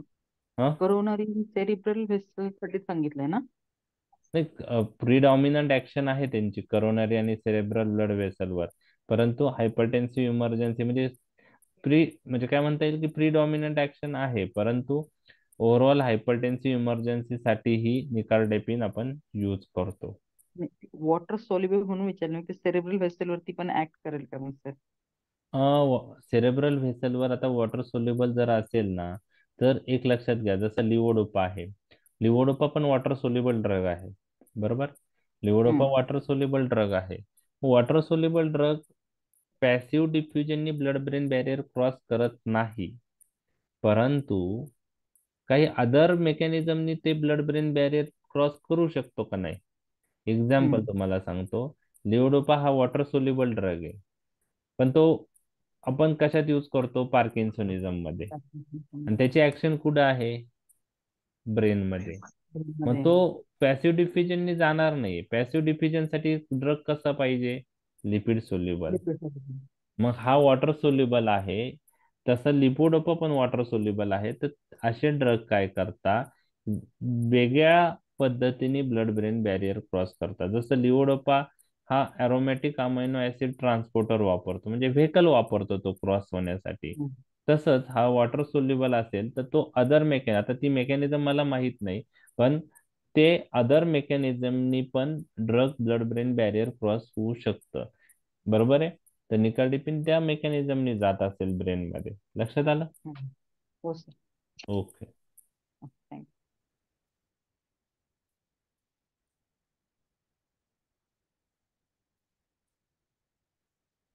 ओके. आता निकार्डिपिन IV आपण हायपरटेन्सिव्ह इमर्जन्सी मध्ये पाहिला. ओरली कुठं यूज होतो हा? ओरली निकार्डिपिन आपण स्टेबल अंजायनाचा पेशंट असेल किंवा रेनाउंड्स फेनामेना असेल त्यात तो यूज करतात. ओके. तर नंतरचा ड्रग आहे, आता हे नाही लक्षात ठेवले तरी चालेल, सिल्निडिपिन जो आहे, तर याचं काय आहे प्रॉपर्टी की it inhibits L type as well as N type calcium channel blocker, म्हणजे दोन्ही टाईपचे कॅल्शियम चॅनल हे सिल्निडिपिने इनहिबिट करतात. आता मला तुम्ही सांगा की निफिडिपिन बरोबर रिफ्लेक्स सिम्पॅथेटिक ऍक्टिव्हिटी होते, बरोबर? आणि ती कशामुळे होते की निफिडिपिन शॉर्ट ऍक्टिंग आहे, तो व्हॅसोडायलेटेशन करतो आणि त्यामुळं in response to that blood pressure कमी होतं. ब्लड प्रेशर कमी झाल्यामुळे बॉडीला सिग्नल जातात आणि ते सिम्पॅथेटिक सिस्टीम काय करतात? ऍक्टिवेट ऍक्टिव्हेट करतात. करतात. आता नॉरएड्रेनालिनचं रिलीज होण्यासाठी ओके सिम्पॅथेटिक सिस्टीम ऍक्टिव्हेट करता आणि त्यानंतर नॉरएड्रेनालिनचं रिलीज होतं आणि त्यामुळं रिफ्लेक्स टॅकिकार्डिया होतं. तर सिल्निडिपिन बरोबर ही रिफ्लेक्स सिम्पॅथेटिक ऍक्टिव्हिटी कमी आहे.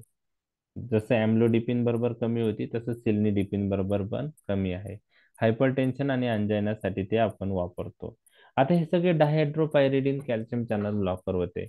जर व्हरापामिल डिल्टेझेमचा विचार केला तर त्यांची प्रिडॉमिनंट ऍक्शन काय असणार आहे? हार्ट. हार्टवर, म्हणजे मेन हार्टवर आहे. ते आर्टेरिओ डायलेटेशन करतात पण कमी प्रमाणात करतात, जास्त हार्टवर ऍक्शन आहे. मग हार्टवर प्रिडॉमिनंट ऍक्शन आहे म्हणून आपण हार्टची ऍक्शन जास्त, कोणी विचारली एक्झाम मध्ये वगैरे तर वायवा मध्ये, तर प्रिडॉमिनंट ऍक्शन ऑन हार्ट आपण ते सांगायला पाहिजे. मग ते negative inotropic, chronotropic, dromotropic effect verapamil आणि डिल्टॅझेम दिसतं आणि माइल्ड व्हॅसोडायलेटरी ऍक्शन पण आहे. ऍडव्हर्स इफेक्ट कॅल्शियम चॅनल ब्लॉकरचे मी तुम्हाला सांगितलं, headache is the most common adverse effect followed by ankle oedema आणि कॉन्स्टिपेशन. हेडेक कशामुळे होतं? व्हॅसोडायलेटेशन मुळे थ्रोबिंग हेडेक होतं, हे मी तुमच्याशी डिस्कस केलेलं आहे. त्यानंतर अँकल इडिमा का होतं हे पण मी तुमच्याशी डिस्कस केलेलं आहे. प्री कॅपिलरी ब्लड व्हेसल जास्त डायलेट होतात पोस्ट कॅपिलरी ब्लड व्हेसल पेक्षा. आणि कॉन्स्टिपेशन हे intestinal smooth relaxation, smooth muscle relax झाल्यामुळे होऊ शकतं. तर हे 3 ऍडव्हर्स इफेक्ट इम्पॉर्टंट तुमच्याशी मी डिस्कस केलेले आहे. मोस्ट कॉमन ऍडव्हर्स इफेक्ट तुम्हाला मी हेडेक म्हणलं आणि मोस्ट क्लासिकल ऍडव्हर्स इफेक्ट जो आहे तो अँकल इडिमा आहे. बरोबर आहे, मोस्ट क्लासिकल. बर, आता शॉर्ट ऍक्टिंग डायहायड्रोपायरिडिन काय करतील? रिफ्लेक्स टॅकिकार्डिया करतील. परंतु जर डायहायड्रोपायरिडिन सॉरी नॉन डायहायड्रोपायरिडिन जे आहेत वरापामिल डिल्टेझेम ते काय करतील? रिफ्लेक्स टॅकिकार्डिया करतील का ब्रॅडिकार्डिया? ब्रॅडिकार्डिया. मग ते ब्रॅडिकार्डिया पण ऍडव्हर्स इफेक्ट तुम्हाला इथं लिहायला पाहिजे. ओके. तर आता हे ऍडव्हर्स इफेक्ट झाले. ऍडव्हर्स इफेक्ट मध्ये अँकल इडिमा सगळ्यांना लक्षात राहतो, परंतु हेडेक लक्षात राहत नाही. त्यानंतर कॉन्स्टिपेशन लक्षात राहत नाही. आणि हाय डोसला, जास्त डोसला आपण यूज केले जास्त दिवस तर इन्सुलिनचं रिलीज काय होईल? कमी होईल. कमी कमी होईल. होईल. म्हणजे ब्लड शुगर काय होऊ शकते? वाढू शकते. पण मी ते ऍडव्हर्स इफेक्ट मध्ये मेन्शन नाही केलं कारण थेरापेटिक डोसला जे आपण यूज करतो त्याबरोबर हा ऍडव्हर्स इफेक्ट फार फार रेअर आहे. त्यामुळे डायबिटीजच्या पेशंटमध्ये कॅल्शियम चॅनल ब्लॉकर आपण यूज करतो का नाही? With caution. With caution use करतो, म्हणजे कॉन्ट्रा इंडिकेटेड नाही, हे तर तुमच्या लक्षात आलंय. ओके. आता uses of calcium channel blocker आपण पाहणार आहोत. ओके. तर कॅल्शियम चॅनल ब्लॉकरचे युजेस, पहिला यूज हायपरटेन्शन मध्ये आहे. कशात आहे? Hypertension. Which calcium channel blockers we preferred in hypertension? जास्त कोणते यूज करतो, डायहायड्रोपायरिडिन का नॉन डायहायड्रोपायरिडिन? डायहायड्रोपायरिडिन. डायहायड्रोपायरिडिन. आणि त्यामध्ये लॉंग ऍक्टिंग का शॉर्ट ऍक्टिंग? Long acting. जास्त कोणता करतो? एम्लोडिपिन. एम्लोडिपिन. बरोबर आहे तुम्ही. मग त्याचबरोबर तुम्ही प्रेग्नन्सी मध्ये आपण निफिडिपिन सस्टेन रिलीज करतो ते पण मेन्शन करू शकतो. Because of safety of nifedipine is well known. बरोबर. But we should use which preparation? Sustain release to avoid reflex sympathetic sympathetic activation. हा. तर हे झालं. त्यानंतर हायपरटेन्सिव्ह इमर्जन्सी मध्ये काय यूज करतो? निकार्डिपिन. ते पण तुम्हाला हायपरटेन्शन मध्ये निकार्डिपिन. लिहायला पाहिजे. म्हणजे ह्या तिन्ही पॉइंट्स यायला आहे. कशी इफेक्टिव्ह आहे हायपरटेन्शन मध्ये डायहायड्रोपायरिडिन? एम्लोडिपिन कसा इफेक्टिव्ह आहे? तुम्हाला मी सांगितलं blood pressure is a product of what? Cardiac cardiac output into output into TPR. TRP. तर एम्लोडिपिन काय करतो? टीपीआर कमी करतो कारण टीपीआर कमी करतो. Very good. कशामुळं? Very good. व्हॅसोडायलेटेशन मुळे. त्यात arterio vasodilatation, dilatation. arterial calcium dilatation. Channel blocker तुम्हाला विचारलं हे आर्टेरिओ डायलेटर आहे का व्हेनो डायलेटर आहे का आर्टेरिओ प्लस व्हेनो डायलेटर आहे? तर याचा Arterial आन्सर आहे dilator. आर्टेरिओ डायलेटर. लक्षात आलं? Okay. So dihydropyridine calcium channel blockers are preferred for the treatment of hypertension. Long-acting dihydropyridines are effective with once daily doses. Short-acting calcium channel blockers are not used to treat routinely for hypertension. Nifedipine regular preparation आपण use करत नाही. In case of pregnancy, nifedipine sustained release tablet we use. आणि निकार्डिपिन आणि क्लेव्हिडिपिन आपण IV रूटने hypertensive emergency मध्ये use करतो. आता हे ऍडव्हान्टेज काय आहे कॅल्शियम चॅनल ब्लॉकरचे हायपरटेन्शन मध्ये प्रेफर करताना, ते मी तुमच्याशी डिस्कस. हा काही एक्झामला कोणी तुम्हाला विचारणार नाही ऍडव्हान्टेज. फक्त तुम्हाला माहित पाहिजे की कॅल्शियम चॅनल ब्लॉकर आपण एखाद्या पेशंटला हायपरटेन्शन आहे आणि त्याबरोबर अस्थमा पण आहे, तर अशा पेशंट मध्ये सेफली यूज करू शकतो का नाही? तर त्याचा आन्सर आहे यस. कारण हे ब्रोंकोडायलेटर आहे. म्हणजे अंजायना, सॉरी, हायपरटेन्शन ते ट्रीट करतील, पण अस्थमाचे अटॅक ऍग्रिवेट करतील का हे? नाही. नाही. त्याच्या ऐवजी propranolol non selective beta blocker use केला तर प्रोपेनॉलॉल प्रेसिपिटेट करणार तो. अस्थमा प्रेसिपिटेट होतो. त्याचप्रमाणे आपण व्हेरियंट अंजायनाचा पेशंट असेल, ओके, ज्याच्यामध्ये व्हॅसो कॉन्स्ट्रिक्शन मुळे पेन होतं, त्याच्यात पण कॅल्शियम चॅनल ब्लॉकर हायपरटेन्शन साठी प्रेफर्ड करतो. कारण कॅल्शियम चॅनल ब्लॉकर व्हॅसो डायलेटेशन करतात आणि व्हेरियंट अंजायनाच्या ट्रीटमेंटमध्ये आपल्याला जो ड्रग व्हॅसो डायलेटेशन करतो तेच यूज करायचा असतो. म्हणजे व्हेरियंट अंजायनाच्या पेशंटमध्ये calcium channel blocker hypertension treat करायला सेफली आपण यूज करू शकतो. म्हणजे हे बेनिफिट आहे. ओके. फिटल ऍडवर्स इफेक्ट नाहीये त्याचे, त्यामुळे प्रेग्नन्सीत आपण यूज करतो हा ड्रग, हे पण तुम्हाला माहित आहे. ओके, ठीक आहे. आणि मेनली कोणत्या पेशंट मध्ये यूज करतात ते तुम्हाला लक्षात ठेवायचे आहे. यंग एज मध्ये की एल्डरली पेशंट मध्ये? Elderly patient. म्हणजे Elderly patient. हायपरटेन्शन मध्ये एल्डरली पेशंटला रिस्पॉन्स चांगला आहे कॅल्शियम चॅनल ब्लॉकरचा. ओके. ज्यांच्यात ब्लॅक पीपल आहे त्यांच्यात चांगला आहे.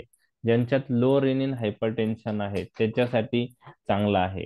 ज्या लोकांमध्ये हाय रेनिन हायपरटेन्शन आहे त्यांच्यासाठी एसी इनिबिटर ARB चांगले आहेत. तर calcium channel blocker generally elderly पीपलला चांगला रिस्पॉन्स त्यांना दिसतो.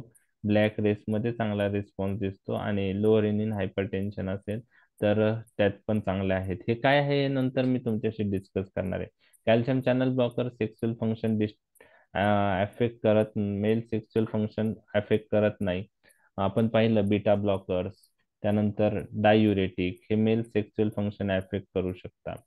No deleterious effect on plasma lipid profile, uric acid level, electrolyte balance. Quality of life minimally affected किंवा अफेक्टच होत नाही. सिडेशन किंवा अदर CNS इफेक्ट नाहीत. ओके. आणि फिजिकल वर्क जास्त अफेक्ट होत नाहीत.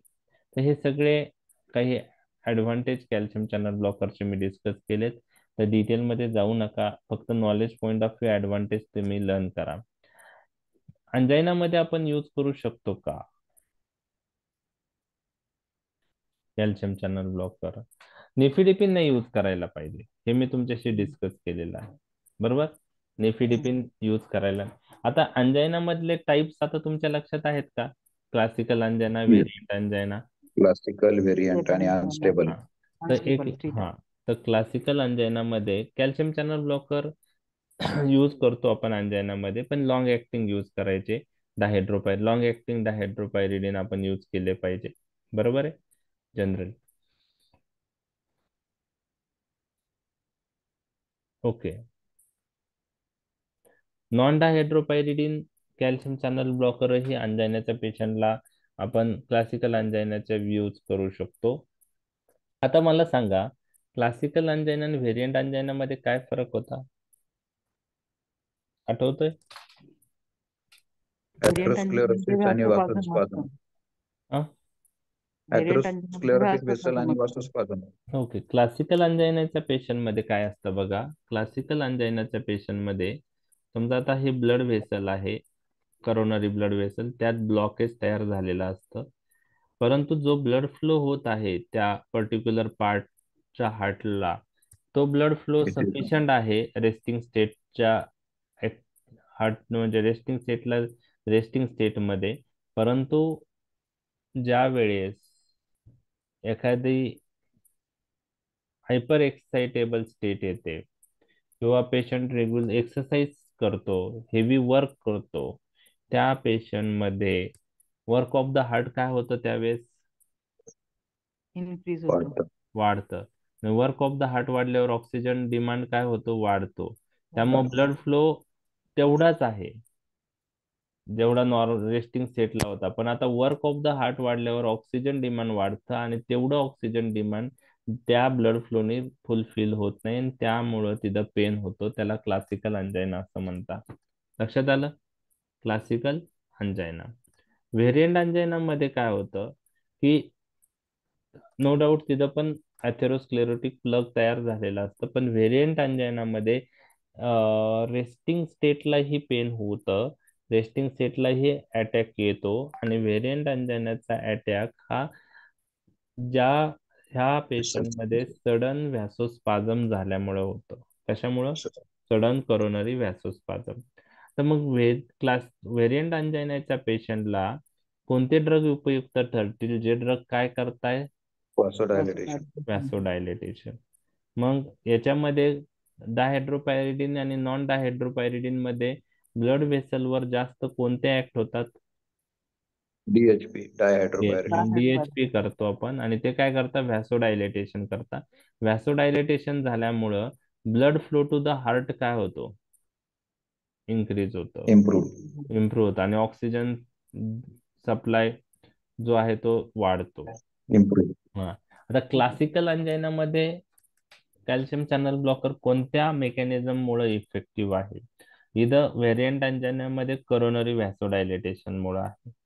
क्लासिकल अंजायना मध्ये डायहायड्रोपायरिडिन कॅल्शियम चॅनल ब्लॉकर हे आर्टेरियो डायलेटेशन करतात. आर्टेरियो डायलेटेशन झाल्यामुळं आफ्टरलोड काय होईल? कमी होईल. आणि आफ्टरलोड कमी झाला तर हार्टला ब्लड पंप करायला जास्त एफर्ट्स घ्यावा लागतील का? नाही लागली. म्हणजेच वर्क ऑफ द हार्ट काय होतं? कमी होतं. कमी होतं. आणि त्यामुळं आपण डायहायड्रोपायरिडिन कॅल्शियम चॅनल ब्लॉकर क्लासिकल अंजायना मध्ये यूज करतो. तर व्हेरियंट अंजायना मध्ये डायहायड्रोपायरिडिन करोनरी व्हॅसोडायलेटेशन मुळे उपयुक्त ठरतात, आणि क्लासिकल अंजायना मध्ये आर्टेरियो डायलेटेशन मुळे आफ्टरलोड कमी होतो आणि वर्क ऑफ द हार्ट कमी होतं, आणि त्याच्यामुळं क्लासिकल अंजायना मध्ये आपण डायहायड्रोपायरिडिन कॅल्शियम चॅनल ब्लॉकर यूज केल्यामुळं ऑक्सिजन डिमांड डिक्रीज होते. लक्षात आलं? ओके. हो सर. म्हणजे अंजायना मध्ये आपण एक तर ऑक्सिजन सप्लाय वाढवणारा ड्रग देतो किंवा वर्क ऑफ द हार्ट कमी करणारे आणि अरे त्यामुळे वा. ऑक्सिजन डिमांड कमी करणारे ड्रग देतो. आता हे डिटेलमध्ये अंजायनात परत येणार आहे. ओके. तर डायहायड्रोपायरिडिन कॅल्शियम चॅनल पाहिलं. आता non dihydropyridine calcium channel blocker classical अंजायनामध्ये दिले तर उपयुक्त ठरतील का? आन्सर आहे हो. कसं? ते पण वर्क ऑफ द हार्ट कमी करतात. कसं करतात? By decreasing heart rate, by decreasing cardiac.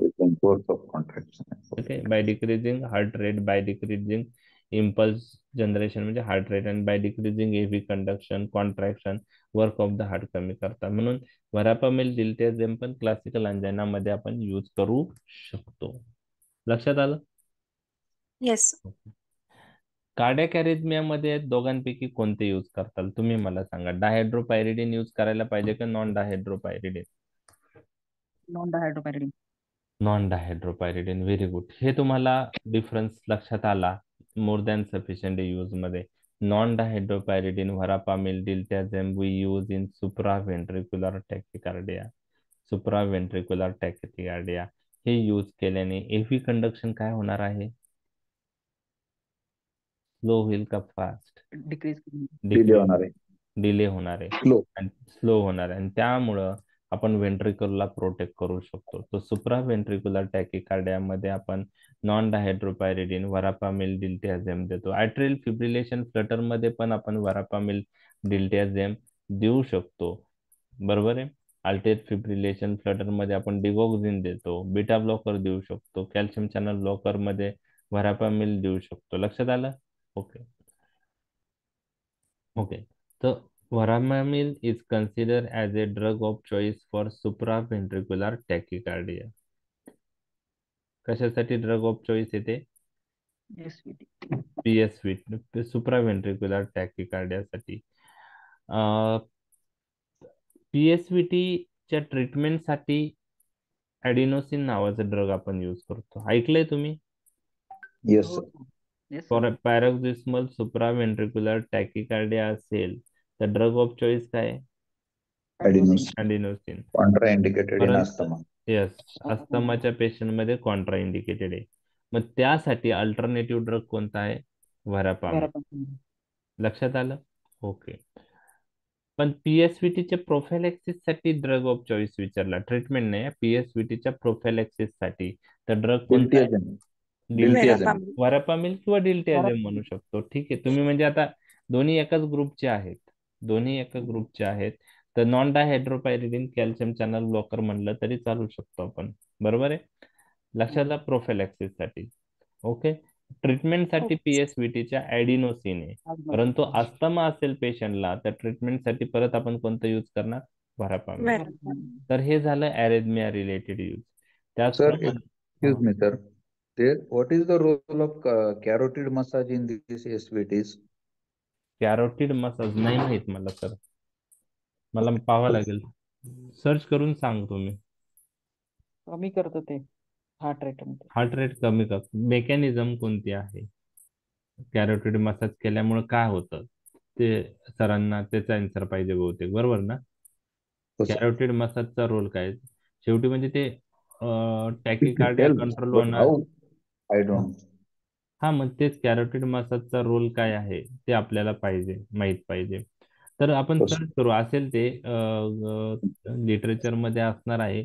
कारण जे प्रोबेबल मेकॅनिझम्स आहेत ते तरी एक्सप्लेन केलेले असतात. तर आपण पाहू कॅरोटिड मसाजचा काय रोल आहे. ओके. आता Thank you. sir. Hypertrophic cardiomyopathy मध्ये व्हरापामिल यूज करतात. कसा यूज म्हणजे त्याचा एक्झॅक्ट मेकॅनिझम क्लिअर नाहीये, पण HOCM मध्ये verapamil negative inotropic action of verapamil can be salutary in this condition. HOCM मध्ये.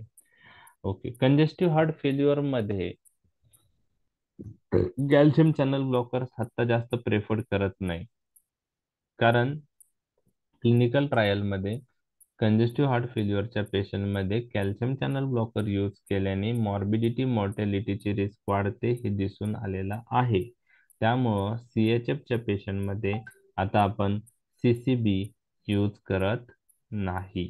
हे तुम्हाला लक्षात ठेवायचं. रिअरली जर बाकी ड्रग इफेक्टिव्ह नसतील त्यावेळेस मग लास्ट ऑप्शन म्हणून आपण देऊ शकतो वर्क ऑफ द हार्ट कमी करण्यासाठी ओके. प्री मॅच्युअर लेबरसाठी आपण डायहायड्रोपायरिडिन यूज करतो आणि त्यासाठी तुम्ही टोकोलायटिक म्हणून तुम्हाला मॅडमने सांगितलेलंच आहे निफिडिपिन, बरोबर. Premature labour, okay. To postpone the labour, okay, for shifting the patient to higher centre, त्यासाठी आपण हे वापरू शकतो. रेनाउंड डिसीज हा पेरिफेरल व्हॅस्क्युलर डिसीज आहे आणि त्यासाठी व्हॅसोडायलेटरी ॲक्शन सारखे ड्रग आपण यूज करतो. आर्टेरिओ डायलेटेशन ज्याने होतं ते यूज करतो, म्हणून कॅल्शियम चॅनल ब्लॉकर आपण रेनाउंड डिसीज मध्येही यूज करतो. ओके. आता युजेस आपले डिस्कस झालेले आहेत. 7 युजेस आहे पहा. मग एक आपल्याला युजेस पॉइंट ऑफ व्ह्यू काय लक्षात ठेवायचं की सीव्हीएस रिलेटेड यूज कोणते आहे आणि सीव्हीएस सोडून कोणते यूज आहे. ओके. तर सीव्हीएस रिलेटेड यूज हायपरटेन्शन आहे, अंजायना आहे, अरेथमिया आहे, एचओसीएम आहे, एचओसीएम आहे. सीएचएफ मध्ये रिअरली आहे ऍक्च्युली, सीएचएफ मध्ये आता यूज करत नाही. हे 5 झाले. आणि नॉन कार्डिओव्हॅस्क्युलर कार्डियाक यूज विचार केलं तर प्री मॅच्युअर लेबल आणि रेनॉल्ड्स डिसीज. हे कार्डियाक हार्टशी रिलेटेड नाहीये. रेनाउंड डिसीज ब्लड वेसलशी रिलेटेड आहे. प्री मॅच्युअर लेबल आणि रेनाउंड डिसीज लक्षात येईल पाहिजे. ओके. 7 येस. ओके. आता 2 मार्काला किंवा 4 मार्क 2 मार्काला विचारू शकता निफिडिपिन आणि व्हरापामिल मधला फरक काय आहे. तर फरक काही गोष्टी तर तुम्हाला लक्षात आलेल्या आहेत. पहिली गोष्ट म्हणजे आपण सांगू शकतो की निफिडिपिन हा डायहायड्रोपायरिडिन कॅल्शियम चॅनल ब्लॉकर आहे आणि व्हरापामिल हा कोणता आहे, non dihydropyridine calcium channel blocker आहे. तर यातल्या 2-3 पॉइंट्स तुम्हाला ऑलरेडी माहित आहेत, ते मी तुमचे मग नंतर बाकीचं करतो. याची प्रीडॉमिनंट ऍक्शन कशावर आहे, डायहायड्रोपायरिडिनची, ब्लड वेसल आणि व्हरापामिलची कशावर असेल, हार्ट वर. Dihydropyridine positive inotropic, chronotropic, dromotropic effect करतील. नॉन डायहायड्रोपायरिडिन काय करतील, negative inotropic, chronotropic, dromotropic effect. Hyper म्हणजे आता डायहायड्रोपायरिडिन जो आहे, निफिडिपिन जो आहे, तर सस्टेन रिलीज टॅबलेट आपण हायपरटेन्शन साठी यूज करू शकतो. व्हरापामिल आपण कोणत्या गोष्टीसाठी यूज करतो, हायपरटेन्शन का अरेथमिया, अरेथमिया. तर हे काही पॉइंट तुमच्या ऑलरेडी लक्षात आलेले आहेत. तर आता डिफरन्स 2 मार्कला आला तर तुम्हाला काही फार्मॅकोकायनेटिक रिलेटेड पॉइंटही माहीत असणं गरजेचं आहे. तर बायोबिलिटी निफिडिपिनचे 30 ते 60% आहे. व्हरापामिलची जी आहे ती त्याच्यापेक्षाही कमी आहे, 15 ते 30%. ओके. तर व्हरापामिल पेक्षा निफिडिपिनची बायोबिलिटी जास्त आहे आणि अम्लोडिपिनची बायोबिलिटी ही निफिडिपिन पेक्षा जास्त आहे, आपण पाहिलेलं आहे पहा. ओके. निफिडिपिनचा प्लाझ्मा हाफ लाईफ 4 तास आहे, व्हरापामिलचा किती तास आहे, 6 तास आहे. ओके. ओके. एक अजून डिफरन्स सांगायचा राहिला तो लिहू शकता. हा डायहायड्रोपायरिडिन आहे, व्हरापामिल हा नॉन डायहायड्रोपायरिडिन आहे. हार्टवर कोणाचा इफेक्ट जास्त आहे, व्हेरापामिलचा. ब्लड वेसलवर कोणाचा इफेक्ट प्रॉमिनंट आहे, निफिडिपिन. रिफ्लेक्स टॅकिकार्डिया, निफेडेबिन. ब्रॅडिकार्डिया व्हरापामिल करेल. कॉन्ट्रॅक्टिलिटी कशाने वाढेल, निफेडेबिन मुळे. कॉन्ट्रॅक्टिलिटी कशाने कमी होईल, व्हेरापामिल. आता हे थोडं त्रिपाठीत मध्ये कन्फ्यूज केलेलं आहे. एव्ही कंडक्शन हे व्हरापामिलने काय होईल, कमी होईल, कमी होईल. आणि निफिडिपिनने काय व्हायला पाहिजे, वाढायला पाहिजे. वाढायला पाहिजे. तर तुम्ही तेच लक्षात ठेवा, त्रिपाठीत नो इफेक्ट म्हणलंय पण तुम्ही इन्क्रीज एव्ही कंडक्शन म्हणलं तरी चालू शकतं, कारण ते heart rate positive inotropic, chronotropic, dromotropic effect म्हणतो ना आपण, त्याच्यामुळे हो. काही बुक्स मध्ये इन्क्रीज पण दिलेला आहे, फक्त आता त्रिपाठीत ते आहे त्याच्यामुळं. ओके. अरेथमिया मध्ये कोणता ड्रग यूज करणार तुम्ही सांगा, निफिडिपिन, व्हेरापामिल. व्हरापामिल. ओके. आता एखाद्या पेशंटला सिक सायनस आहे. सिक सायनस म्हणजे काय, ज्याच्यात हार्ट रेट कमी नसतं. एसी नोड व्यवस्थित कार्य करत नाही. बरोबर आहे. अशा पेशंटला निफिडिपिन आणि वर्हॅपामिल पैकी कोणता ड्रग आपण अवॉइड केला पाहिजे? अशा व्हॅरापामिल वर्हॅपामिल अवॉइड केला पाहिजे, कारण तो स्वतः हार्ट रेट कमी करतो. आणि 6 सायनेसच्या पेशंट मध्ये ऑलरेडी हार्ट रेट काय असतो? कमी कमी असतो. कमी असतो. असतो. तिथं निफिडिपिन आपण यूज करू शकतो, कारण तो रिफ्लेक्स काय करतो? टॅकिकार्डिया टॅकिकार्डिया करतो. टॅकिकार्डिया. पण निफिडिपिन आणि व्हॅरापामिल बरोबर निफिडिपिन आणि व्हॅरापामिल पैकी बीटा ब्लॉकर कोणाबरोबर आपण यूज करू शकतो? डिस्कस केलेला आहे. निफेडेपिन निफिडिपिन बरोबर. निफिडिपिन. व्हॅरापामिल बरोबर तसा यूज केला नाही पाहिजे, कारण दोघही दोघही negative negative action. Negative action आहे हार्टवर. बरोबर आहे. दोघांची निगेटिव्ह ऍक्शन आहे हार्टवर. परंतु समजा अरेथमिया, आता हे मी बुक मधलं सांगतोय, परंतु समजा अरेथमियाचा पेशंट आहे, ऍट्रियल फिब्रिलेशनचा पेशंट आहे, आणि तुम्ही व्हरापामिल यूज केलं, आणि व्हेंट्रिक्युलर रेट कंट्रोल करण्यासाठी आपण तो यूज करतो, आणि एएफ मध्ये तर काही इम्प्रुव्हमेंट नाही होणार, पण त्यामुळे व्हेंट्रिकल इफेक्ट नाही झाले पाहिजे म्हणून एव्ही कंडक्शन डिली करणार आहे. मग त्यात जर इम्प्रूव्ह नसेल होत, तर त्यात मग अजून काय यूज करू शकतो आपण? डिगॉक्सिन यूज करू शकतो. बरोबर आहे. अजून काय यूज करू शकतो? बीटा ब्लॉकरही यूज करू शकतो.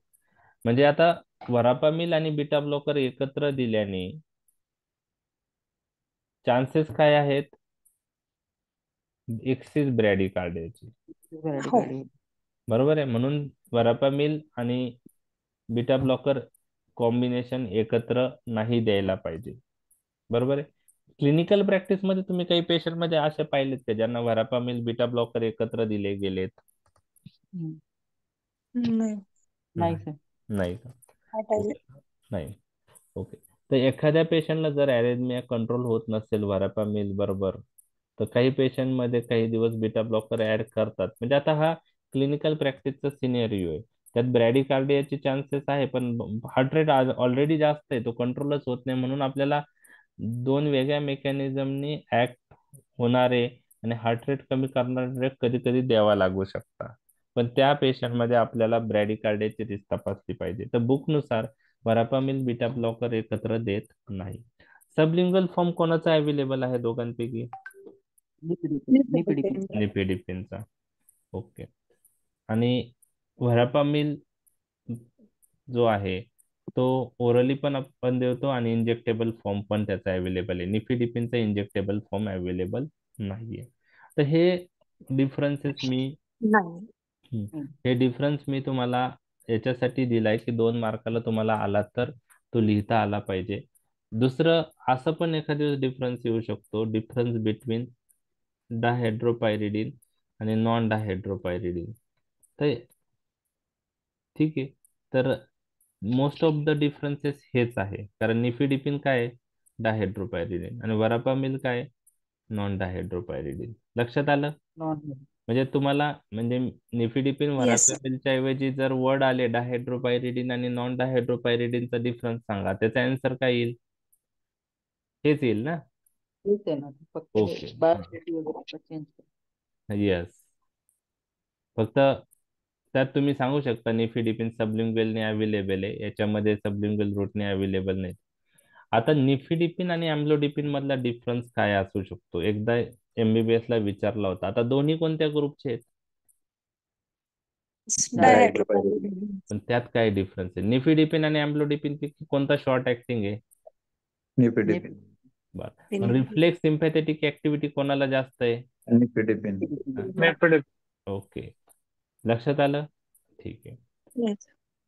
मग तेच डिफरन्सेस आहे. आता निफिडिपिनची बायोबिलिटी 30 ते 60%, अम्लोडिपिनची 60 ते 65%. मग कोणाची जास्त आहे? अम्लोडिपिनची. या दोघांमध्ये लक्षात घ्या, निफिडिपिन हा क्विक ऍक्टिंग आहे पण शॉर्ट ड्युरेशन ऑफ ऍक्शन आहे. अम्लोडिपिन स्लो ऍक्टिंग आहे पण लॉंग लॉंग ड्युरेशन. ऍक्टिंग. त्यांचा पीक जो आहे अम्लोडिपिनचा हा लेट येतो. ओके. निफिडिपिनचा विथिन 1 to 3 आवर मध्ये पीक येतो. अम्लोडिपिनचा 9 तासांनी येतो, 6 ते 9 तासांनी. ओके. तर प्लाझ्मा हाफ लाईफ निफिडिपिनचा शॉर्ट आहे, ड्युरेशन ऑफ ऍक्शन शॉर्ट आहे, प्लाझ्मा हाफ लाईफ अम्लोडिपिनची लॉंग आहे आणि ड्युरेशन ऑफ ऍक्शन त्याच्यामुळे लॉंग आहे. रिफ्लेक्स टॅकिकार्डिया कोणाबरोबर दिसेल? निफेडेपिन बरोबर. निफिडेमिन, त्याच्याबरोबर चान्सेस जास्त आहे. अम्लोडिपिन बरोबर कमी चान्सेस. कमी आहे. ओके. आता अम्लोडिपिन लॉंग ऍक्टिंग असल्यामुळे वन्स डेली देता येतो. निफिडिपिन शॉर्ट ऍक्टिंग आहे, त्याच्यामुळे आपल्याला फ्रिक्वेंट ऍडमिनिस्ट्रेशनची गरज पडू शकते. आणि ते ओव्हरकम करण्यासाठी आता कोणत्या फॉर्म्युलेशन मध्ये आपण यूज करतो? Sustain sustain release. Release. Okay. Clinical trial मध्ये कार्डिओव्हास्क्युलर मॉर्बिडिटी मॉर्टेलिटीची रिस्क निफिडिपिन बरोबर दिसून आली की अम्लोडिपिन बरोबर? निफिडिपिन. निफिडिपिन. आणि हायपरटेन्शन साठी निफिडिपिन प्रेफर करणार, routine hypertension, routine hypertension amlodipine. Amlodipine. Amlodipine prefer करणार. तर हे डिफरन्स मी तुम्हाला तयार केलेले आहेत, नोट्स मध्ये दिलेत. ते केडी त्रिपाठी मध्ये पण नाहीये, बहुतेक शानबाग मध्ये पण नसतील, बरोबर आहे. तर ते तुम्ही करावं 2 मार्कच्या दृष्टीने. असं थोडं कन्सेप्ट तुमचा टेस्ट करणारे क्वेश्चन 2 मार्कला असतात. स्ट्रेट फॉरवर्ड नसतं 2 मार्कचे क्वेश्चन. तुमचं कन्सेप्ट माहित असेल तर तुम्हाला 2 पैकी 2 मार्क पडणार तिथं, आणि कन्सेप्ट माहित नसले तर 2 पैकी 2 जाणार. लक्षात आलं? तर युनिव्हर्सिटी एक्झाम मध्ये तुम्हाला लॉंग क्वेश्चन जो आहे तो माझ्या मते किती मार्कचा आता मला आठवत नाही, 6 ते 7 मार्कापैकी आहे. 6 का 7 मार्कचा आहे? 7.5 आहे. 7.5 पण ओके. 2 लॉंग क्वेश्चन आहे 7.5 7.5चे. शॉर्ट नोट 4 मार्काच्या पण आहेत काही, आणि 5 क्वेश्चन 2-2 मार्कचे आहेत, आणि एमसीक्यू 10 मार्कचे आहेत. तर एमसीक्यू चे 10 मार्क आणि 2-2 मार्काचे क्वेश्चनचे 10 मार्क हे खूप स्कोरिंग आहेत. तिथं जास्त लिहिण्याची गरज नसते, तिथं तुमचं किती लिहिलंय ते पाहत नाही. म्हणजे तिथं तुमचे एमसीक्यू मध्ये आन्सर बरोबर आलं पैकीचे पैकी मार्क पडतात. बरोबर आहे. तर त्या दृष्टीने हा टॉपिक आपल्याला शॉर्ट नोटच्या पॉईंट ऑफ व्ह्यू करायचा आहे. उद्या आपण आता हायपरटेन्शन टॉपिक डिस्कस करणार आहोत. हायपरटेन्शन मध्ये diuretic, AC inhibitor, ARB, calcium channel blocker हे टॉपिक आपले झालेले आहे. पण हायपरटेन्शन पॉईंट ऑफ व्ह्यू काय आहे, इम्पॉर्टन्स त्याचं, ते आपण डिस्कस करून मग राहिलेले अँटी हायपरटेन्सिव्ह ड्रग आपण नंतर पाहणार आहोत. तर उद्याच्या लेक्चरला हायपरटेन्शन टॉपिक आपण डिस्कस करूया 10 वाजता. ठीक आहे? Okay sir. Okay, thank you. मॅमने घेतलं होतं ना, त्याचं पीडीएफ वगैरे भेटतील का सर? मॅमने घेतलेल्या लेक्चरचं युट्रेन कॉन्टॅक्टिव्हिटीचं. मी टाकतो माझ्याकडचं जे आहे मॅडमचं ना, माझ्या म्हणजे मॅडमला विचारावं लागेल मला. माझ्याकडे जे आहे ते मी टाकतो. ओके ओके चालेल. सर. ओके. युटेराइन ऑक्सिटोसिक आणि टोकोलायटिक ना. टोकोलाइटिस. ओके, मी टाकतो. ठीक आहे. आणि कॅल्शियम चॅनल ब्लॉकर साठी तुम्ही ना जे पीडीएफ आहे ना आता वर्ड फॉर्मॅटला, तेच प्रिपेअर करा. पीपीटी मध्ये काल मी काही पार्ट डिस्कस केला, पण पीपीटीत बाकी गोष्टी नाहीत, त्यामुळे पीपीटी पेक्षा वर्ड फॉर्मॅटचे नोट्स जे आहेत वर्ड पीडीएफ करून पाठवले आहेत तेच तुम्ही कॅल्शियम चॅनल ब्लॉकरला प्रेफर करा. ठीक आहे. आणि कॅल्शियम चॅनल ब्लॉकर हा एक तर हायपरटेन्शन बरोबर पण कंबाईन करून येईल. त्यावेळेस हायपरटेन्शनचं अँटी हायपरटेन्सिव्हचं क्लासिफिकेशन तुम्हाला माहित पाहिजे. आणि कधी कधी अँजायना बरोबर पण विचारलं जाऊ शकतो, तर अँजायनासाठी अँटी अँजायनल ड्रगचं क्लासिफिकेशन माहित पाहिजे. असं separate calcium channel blocker question येण्याचे चान्सेस कमी आहेत. लॉंग क्वेश्चन कशाच तरी तो टायअप होऊन येईल. लक्षात आलं? Yes sir. Okay. Hello, hello, हा बोला. एक क्वेश्चन होता. डिल्टेझम फिशर मध्ये आपण वापरतो क्रीम मध्ये. कशामध्ये? फिशर जर असेल, ॲनल फिशर, तर डिल्टेझमचं कंटेन असलेलं क्रीम येतात ना.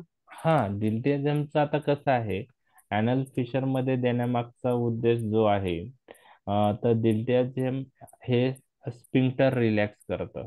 लक्षात आलं? तर स्पिंक्टर रिलॅक्स केल्यामुळं जे स्टूल पास होतं त्याला जास्त फोर्स द्यायची गरज नाही पडत. बरोबर आहे.